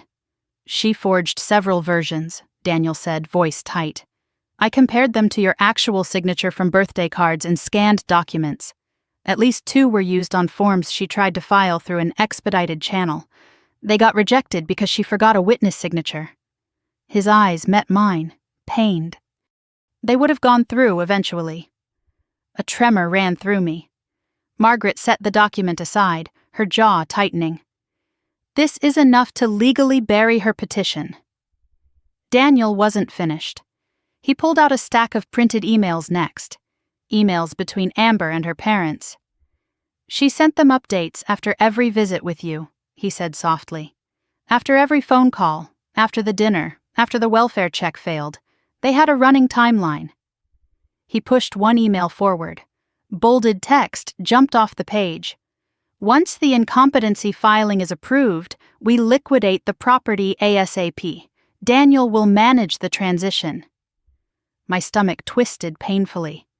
She was planning to use me, Daniel whispered, to oversee selling the house, to clean it out, like I was just another tool. Margaret's voice was low and steady. You understand this proves motive, planning, coordination, and financial exploitation. Daniel glanced between us. There's more. He opened a notebook, his notebook. Handwritten entries filled every page. I documented everything, he said. My conversations with her, her mood swings, her instructions, her threats, the way she rehearsed what she wanted me to say to the judge. He looked up, a flicker of shame crossing his face. I didn't know it then, but I was building a timeline, a record. Margaret's eyes warmed slightly. Your meticulousness may have just saved your sister's life as she knows it. He swallowed. I hope so. I forced myself to breathe slowly, grounding myself before speaking. Daniel, will you testify? Silence stretched. Then he nodded once, sharply. Yes, against Amber, against her parents, against any of them, whatever you need. Emotion surged through me so fast I had to steady myself. Margaret stood, walked around the table, and placed her hand on Daniel's shoulder. Your testimony changes the entire landscape. Daniel let out a shaky breath. I'm done covering for them. I'm done pretending I don't see what's happening. I'm choosing you, Liv. I'm choosing the truth. Tears prickled at the back of my eyes. Before I could speak, Daniel continued, And there's one more thing. I should have told you earlier, but... He hesitated. I sent copies of everything to the State Elder Protection Division and to a federal hotline, anonymous, but they have the files. Margaret straightened. That was a risky move. I know, he said, but nobody else should go through what Liv is going through, or what Mom feared. Something inside me broke, not in pain, but in relief, in pride, in the realization that my brother had finally stepped out of the shadows Amber kept him trapped in. We spent the next hour reviewing the evidence, solid, damning, unmistakable. Daniel answered every question, clarified every detail, provided every timestamp, every context, every place and date. He didn't flinch once. Finally, Margaret closed her folder. We have enough, she said. More than enough. We're ready. Daniel looked at me, eyes red but firm. Liv, I'm sorry I didn't see it sooner. I shook my head and pulled him into a tight embrace. You're here now. That's what matters. He hugged me back with a desperation that felt like years of guilt draining out at last. When he stepped away, his voice was steadier. What happens next? Margaret answered. Now we prepare the confrontation. When they step into your house again, when they try to push you, Olivia will have every piece of evidence, every file, every recording ready. And so will I. Daniel nodded. I'll be there. Your testimony, Margaret continued, is the weapon they won't see coming. He sat up straighter. Tell me where to be and what to say. Margaret's expression softened. Just tell the truth, Daniel. Everything else will follow. He turned to me again, and the determination on his face was unmistakable. They tried to take everything from you, but they forgot something. What? I asked. He smiled sadly. That I'm still your brother. As the morning sunlight filled the kitchen, warming the oak cabinets and scattering across the documents that would unravel Amber's entire scheme, I realized something profound. Amber thought she could isolate me, break me, replace my truth with her narrative. But she forgot one thing too. The people you underestimate the hardest are the ones who stand strongest when everything collapses. And now, finally, my brother was standing with me. Amber arrived in the late afternoon, exactly the way Margaret predicted she would, without calling, without warning, with the same brittle confidence of someone who believed she had already won. I saw her SUV coming down my gravel driveway from the kitchen window, dust kicking up behind her tires, sunlight flashing across the metallic paint like a blade. She didn't come alone. Her husband, Tyler, stepped out of the passenger seat with a stiff jaw and narrowed eyes, and behind them, incredibly, Amber's parents followed in a second car, dressed as if heading to a church service rather than an ambush. I didn't open the door until the fourth aggressive knock. When I did, Amber was standing front and center, lips stretched into a smile so tight it was nearly a snarl. "Liv," she said sweetly, "we need to finalize some things before the hearing." I didn't speak. I simply stepped back and let them enter, the way Margaret instructed. Let them feel comfortable. Let them think I was folding. Let them hang themselves. The Hargroves drifted into my living room as though they owned it. Marjorie running her polished fingers across the antique banister. Gerald inspecting the framed architectural drawings I'd kept from old projects. Tyler heading straight to the couch like a man reclaiming property. Amber walked right up to me. "We should make this easy," she said, voice soft but dripping with condescension. "All you need to do is sign a joint ownership agreement, and we'll cancel the petition." I let a beat of silence pass. "You're canceling nothing," I said calmly. Amber's eyes glinted. "You think you can fight us?" "This isn't a fight," I replied. "This is an exposure." She blinked, confused for a fraction of a second. "Exposure of what?" Margaret stepped out from the hallway. The effect on Amber was instantaneous. She froze, eyes widening, throat working, posture involuntarily straightening like she'd been caught shoplifting under a security camera. "Hello, Amber," Margaret said, voice smooth as polished steel. "Thank you for coming." Tyler jumped to his feet. "What is she doing here?" "I invited her," I said simply. Marjorie gave a brittle smile. "We won't need lawyers today. This is a family matter." "No," Margaret said, setting her briefcase on my coffee table. "This is a legal matter, and you pushed it there." Gerald scoffed. "We're not intimidated by an attorney." "You should be," Margaret replied. Amber recovered enough to scoff. "Liv, really? You hired her? You're wasting your money. Once the court hears the petition, the incompetency order proceeds." Margaret held up her hand. "Let's stop pretending you're here out of concern for Olivia's well-being. You want her house, her land, her accounts, and you forged documents and manipulated witnesses to get them." Silence slammed through the room so abruptly it was like the air was punched out of all of them at once. Then, "That's a lie," Amber snapped. Margaret popped open her briefcase latch. Click, click, She withdrew the first folder. The investigators' report my mother had commissioned years ago. She laid it on the coffee table with deliberate slowness. Then she added a second, and a third. This, Margaret said, tapping the top folder, contains 5 years of documented concerns recorded by Olivia's mother before her passing. Names, timelines, patterns, matches to your behavior. Marjorie's lips parted in horror. Your mother never even liked us. Of course she made things up. Oh, she did far more than write notes, Margaret said. She hired a private investigator who traced connections, including your financial collapse in Colorado, your failed business ventures, and multiple suspicious relationships with vulnerable elderly neighbors. Your patterns are nearly identical. Amber's face drained of color. Tyler stammered. This doesn't mean anything. These are coincidences.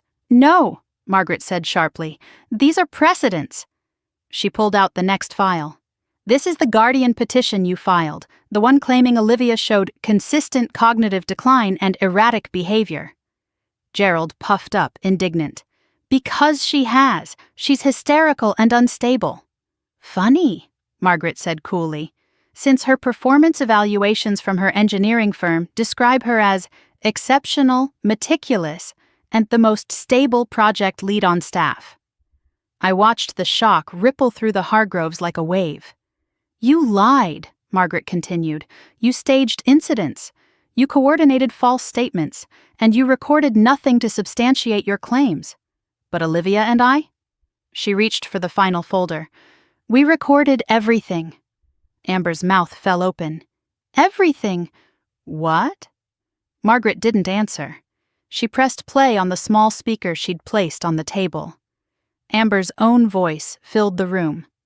Once the incompetency filing goes through, we liquidate her property. Tyler, you'll help oversee. Dad will claim she's been slipping for years. Mom will submit her statement. It'll pass. She's too isolated to contest anything. Marjorie gasped. Gerald swore under his breath. Tyler stepped back like he'd been punched. Amber went paper white. You recorded me? She whispered, choking on the words. No, I said quietly. Daniel did. The room split open. Marjorie whirled toward the hallway just as Daniel stepped inside. His presence changed the entire atmosphere, because unlike the Hargroves, he didn't look nervous. He looked resolute. You, Amber hissed. You traitor! Daniel didn't flinch. I told them everything. All of it? Margaret asked. He nodded and set the folder he'd brought onto the table beside Margaret's files. Witness statements, timeline notes, signed documents showing coercion, forged signatures, screenshots of Amber's emails, recordings of her speaking to the guardianship lawyer. Evidence so complete and airtight the Hargroves didn't even pretend to deny it anymore. Gerald swung toward his daughter. Amber, what did you do? Amber collapsed onto the sofa, staring at nothing, her entire face slack. I didn't think... That, Margaret said sharply, is the problem. You didn't think anyone would stop you. Silence settled thick as storm clouds before a downpour. I could practically feel the air pressing down. Finally, Margaret gathered the documents into a neat stack. This petition, she said, tone steady, is now legally null. It will be dismissed with prejudice. That means you cannot refile against Olivia, ever. She wasn't done. All of this documentation, she gestured to the mountain of evidence, has already been submitted to the county prosecutor's office and the Elder Protection Division. Amber jerked upright. You can't. I can, Margaret said, and I have. Marjorie surged forward. You can't ruin our family over a misunderstanding.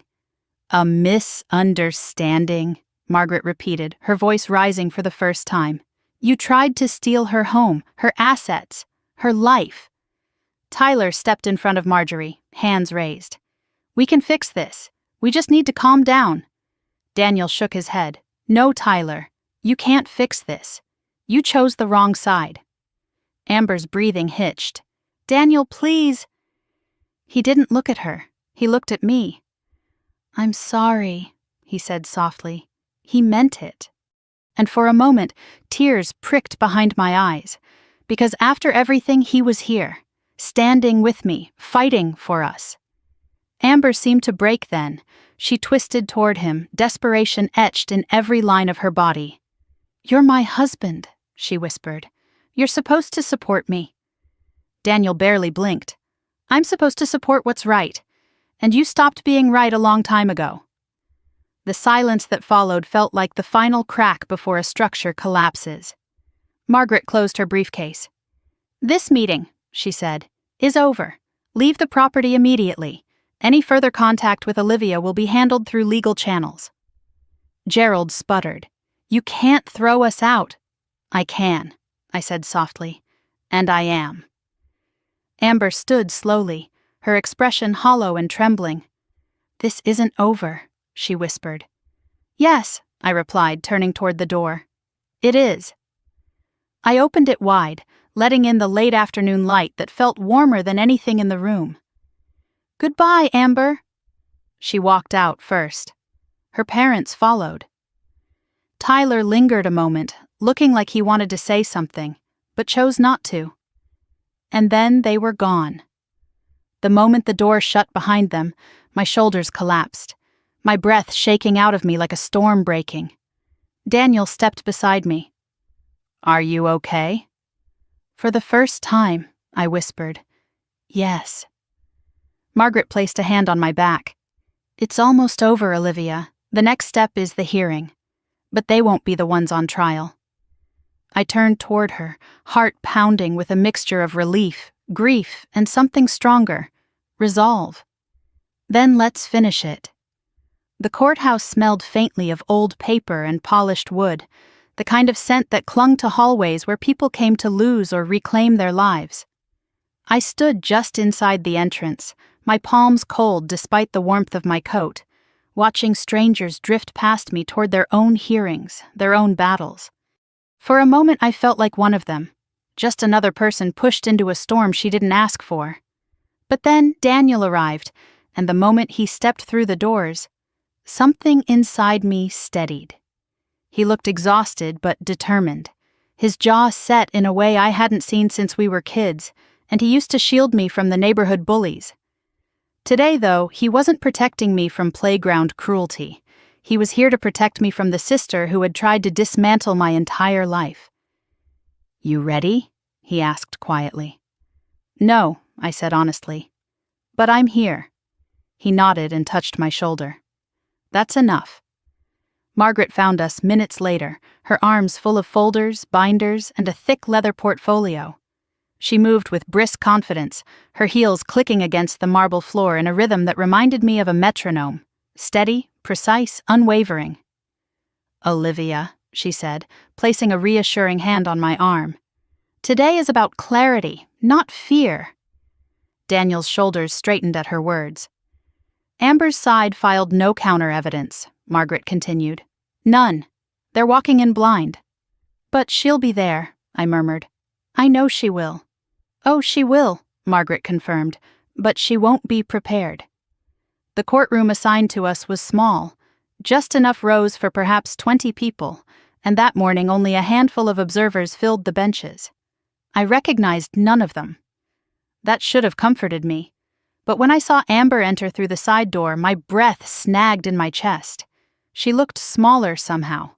Her hair wasn't styled, her makeup was uneven, and she clutched her purse like a lifeline. Her parents flanked her, Marjorie stiff and thin-lipped, Gerald with the defeated posture of a man who knew control had slipped beyond his grasp. Tyler wasn't with them, neither was their lawyer. Amber shot me a look, not angry or triumphant, but fragile, almost frantic.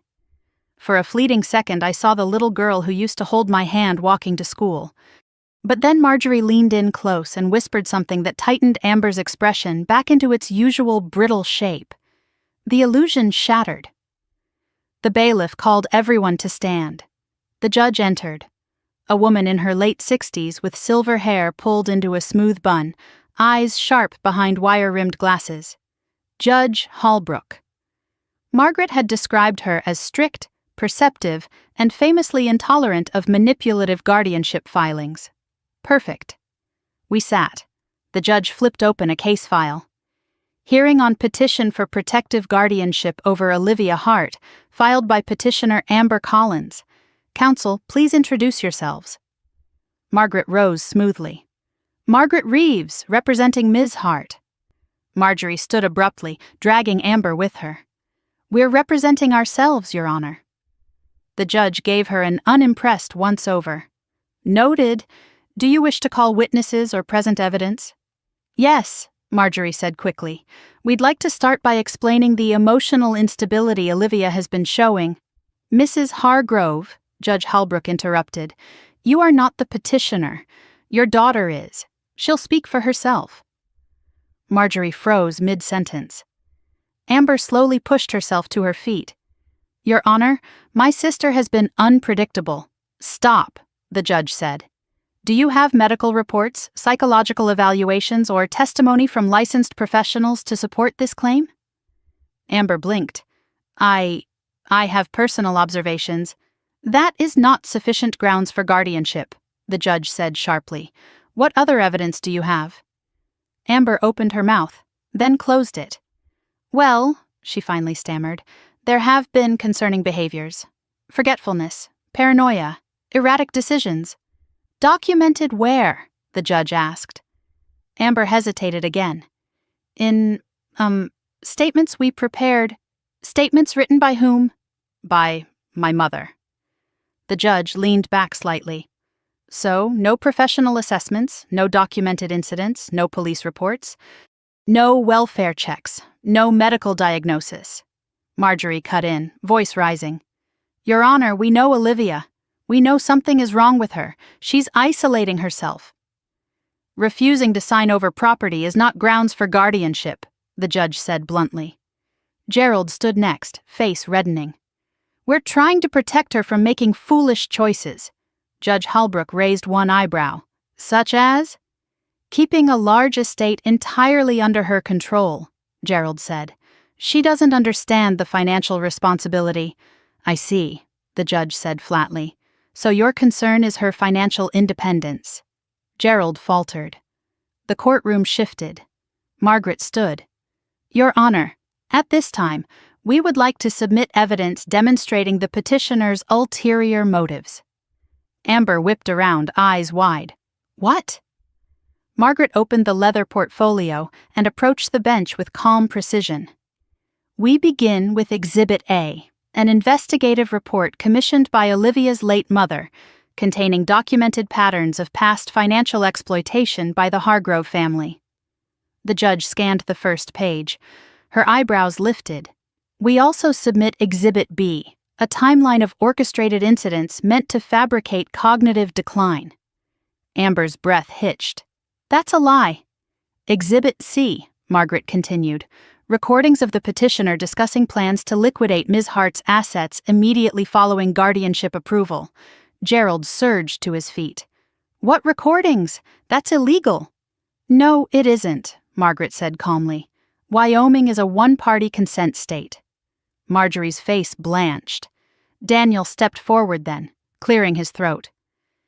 Your Honor, I would like to testify. The judge nodded. You may. He took the stand. The bailiff swore him in. Daniel sat, shoulders squared but eyes troubled. My sister, Amber, asked me to sign documents claiming Olivia was mentally unfit. She pressured me. She told me it was the only way to save the family's future. She said our parents had done the hard work, and it was our turn to secure what they started. Amber inhaled sharply, eyes wide with betrayal. I refused, Daniel continued. She stopped speaking to me for a week. Then she tried again. She made me rehearse statements she wanted me to tell the judge. None of them were true. Marjorie slammed her palm onto the table. Daniel! Judge Halbrook didn't even look up. One more outburst and you'll be removed. Daniel's voice softened. Your Honor, Olivia has never been unstable. She's the strongest person I know. The only reason she seemed isolated was because Amber was isolating her. And when she realized she couldn't manipulate me anymore, she pushed forward without me. She didn't stop. A hush settled over the courtroom. When Daniel stepped down, Amber's entire face had collapsed inward. She looked like a building whose foundation had finally cracked. Margaret stood one last time. "Your Honor, the petition is not only unfounded, it is malicious. We request immediate dismissal with prejudice and consideration for referral to the county prosecutor." The judge exhaled heavily, removed her glasses, and rubbed the bridge of her nose. "I've seen my share of predatory petitions," she said slowly. "But this is one of the clearest attempts at assets-based guardianship coercion I've encountered." Amber let out a quiet, strangled sound. Her parents stared ahead, hollow and stunned. Judge Halbrook continued, "The petition is dismissed with prejudice. Permanently. In addition, I am referring all evidence to the Elder Protection Division and the District Attorney's Office. There are signs of forgery, coercion, conspiracy, and exploitation." Marjorie sank into her chair. Gerald closed his eyes. Amber gripped the edge of the table like it was the only thing anchoring her to reality. "Lastly," the judge added, "Ms. Collins, Ms. Hart may pursue a restraining order. I strongly recommend you avoid any further contact." The gavel fell. The hearing was over. Amber stumbled out of the courtroom like she was underwater. Marjorie grabbed her arm to steady her. Gerald followed, clutching his briefcase like a shield. I stayed still. I didn't move. I just breathed. Margaret turned to me, her voice softening. "You did well, Olivia." Daniel put an arm around me, hesitating as if asking permission. I leaned into it. "You're safe," he whispered. For the first time in months, I believed him. We walked out into the bright, cold air, sunlight sharp on the courthouse steps, the wind carrying the scent of snow from the mountains. My world wasn't fixed, not entirely, but it was mine again. Outside, Tyler stood alone, hands shoved in his pockets, eyes full of something between guilt and defeat. He looked at Amber as she climbed into her parents' car. He didn't follow. When the Hargrove vehicle drove away, leaving him standing in the parking lot like a man who'd lost the script he'd lived by for years, he finally met my gaze. "I didn't know," he said quietly. "I should have, but I didn't." Daniel stepped forward slightly, protective. Tyler nodded, kept his distance. "I'll give a statement," he said, "if you need one." Then he turned and walked away, shoulders heavy, steps slow. Margaret gathered her folders. "Olivia, the legal battle is over, but the recovery?" She offered a gentler smile.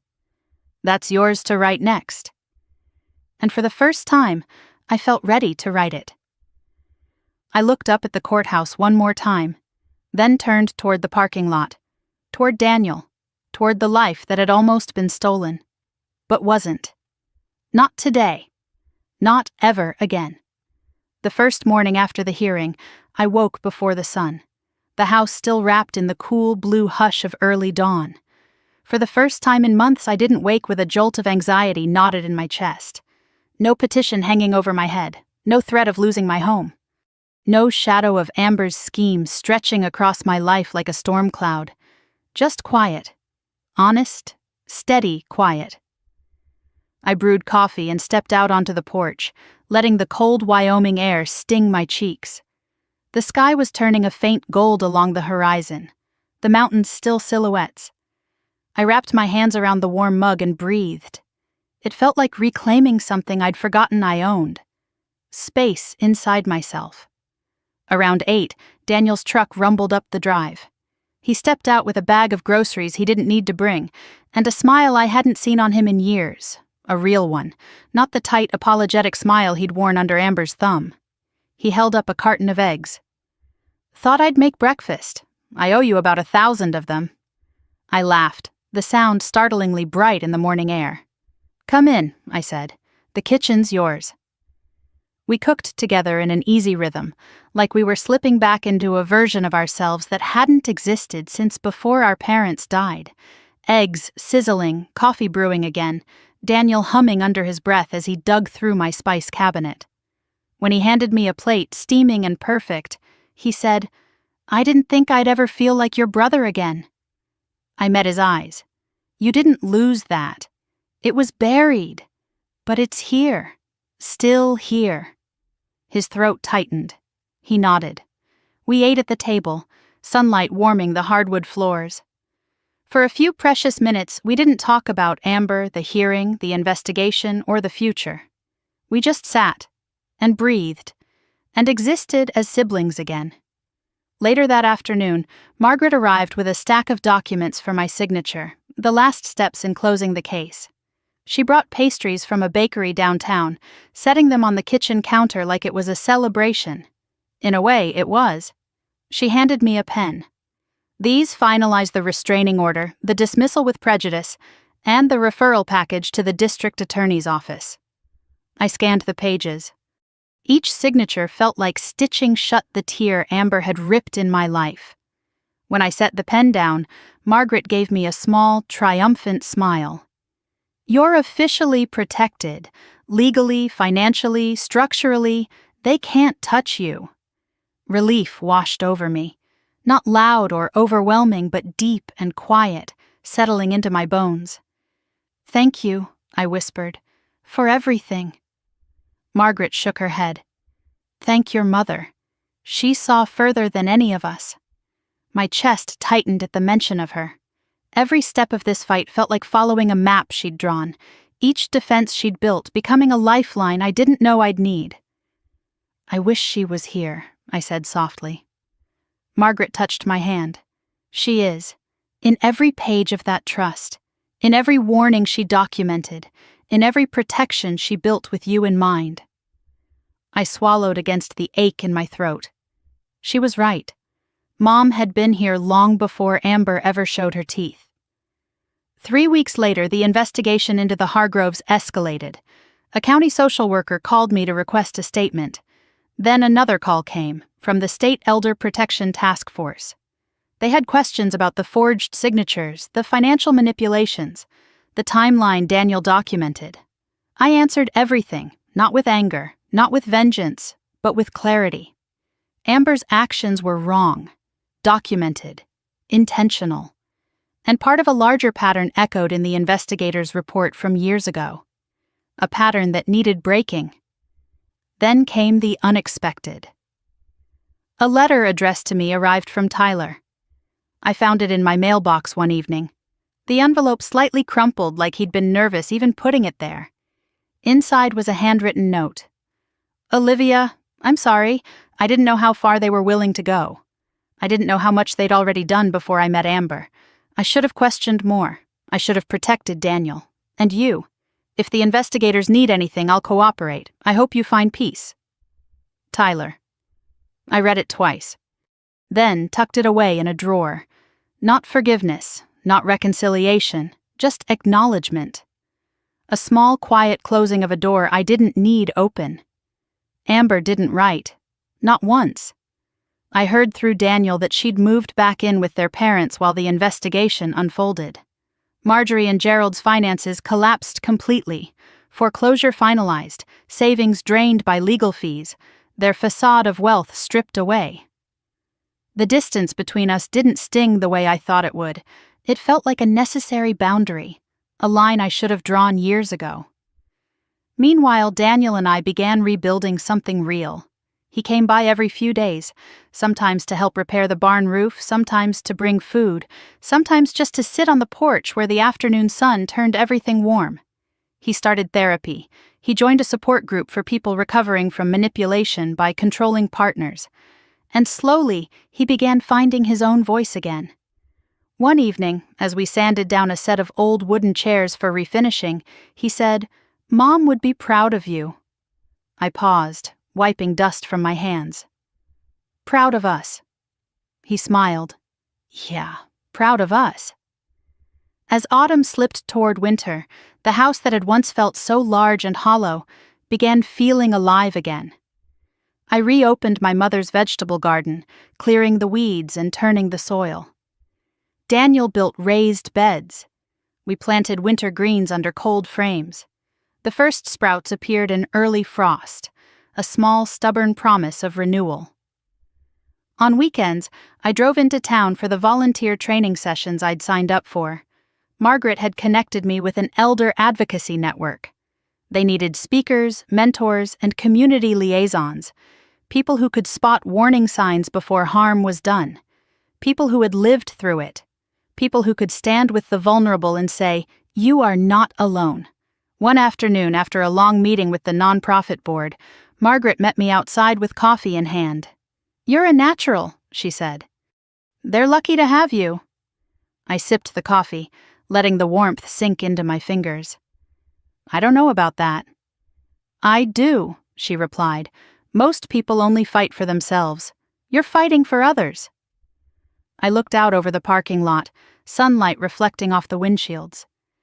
"Maybe because I know what it feels like to not have anyone fighting for you." Margaret nodded, thoughtful.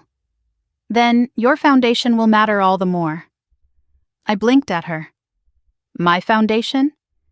"The one we talked about," she said lightly. "The Heart Foundation. You're ready, Olivia."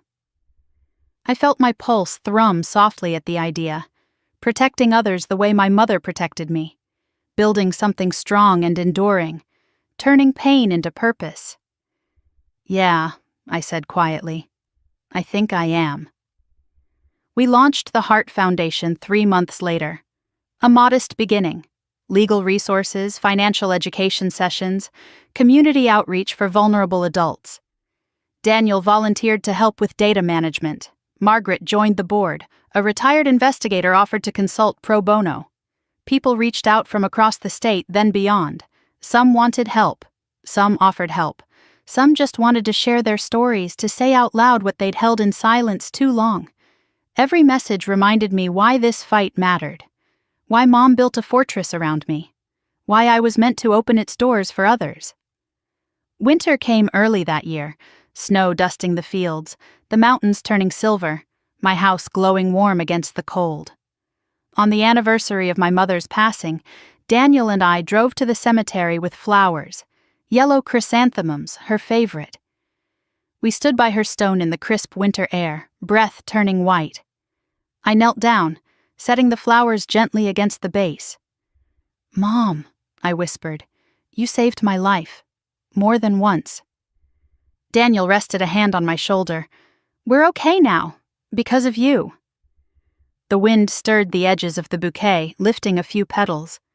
I closed my eyes, letting the peace settle in my chest. A peace I hadn't felt in years. A peace she had wanted for me. When spring came, I reopened the porch windows and let the fresh air sweep through the house. I planted new rose bushes along the fence line. Daniel helped install solar panels on the barn roof. Volunteers visited the property to discuss hosting community workshops. The house became a place of healing, not just for me, but for others. A place where people came to feel safe. A place where something dark had almost happened but didn't. A place where love, protection, and resilience were not just memories, but living things. And sometimes, as the sun set over the fields, turning the sky pink and gold, I felt something warm in my chest, something like my mother's hand resting lightly over mine. A reminder that storms can take many things, peace, trust, relationships, but they can't take who you become after surviving them. They can't take the strength forged in the aftermath. They can't take the purpose built from the ruins. This story began with a dinner invitation meant to humiliate me, meant to weaken me, meant to break me. Instead, it revealed the truth. It exposed betrayal. It rebuilt a family. It awakened a fight inside me I didn't know I was capable of. And it reminded me that the people who underestimate quiet strength often learn too late what it can unleash. If you've stayed with me until now, thank you, truly. I'd love to hear from you. Tell me which moment stood out the most, or share your own story if you've ever felt taken advantage of by people you trusted. Your voices shape the stories we tell next, and your support helps this community grow stronger every day. Don't forget to like, comment, and subscribe so you never miss the next chapter. I'll be here, ready to tell it with you.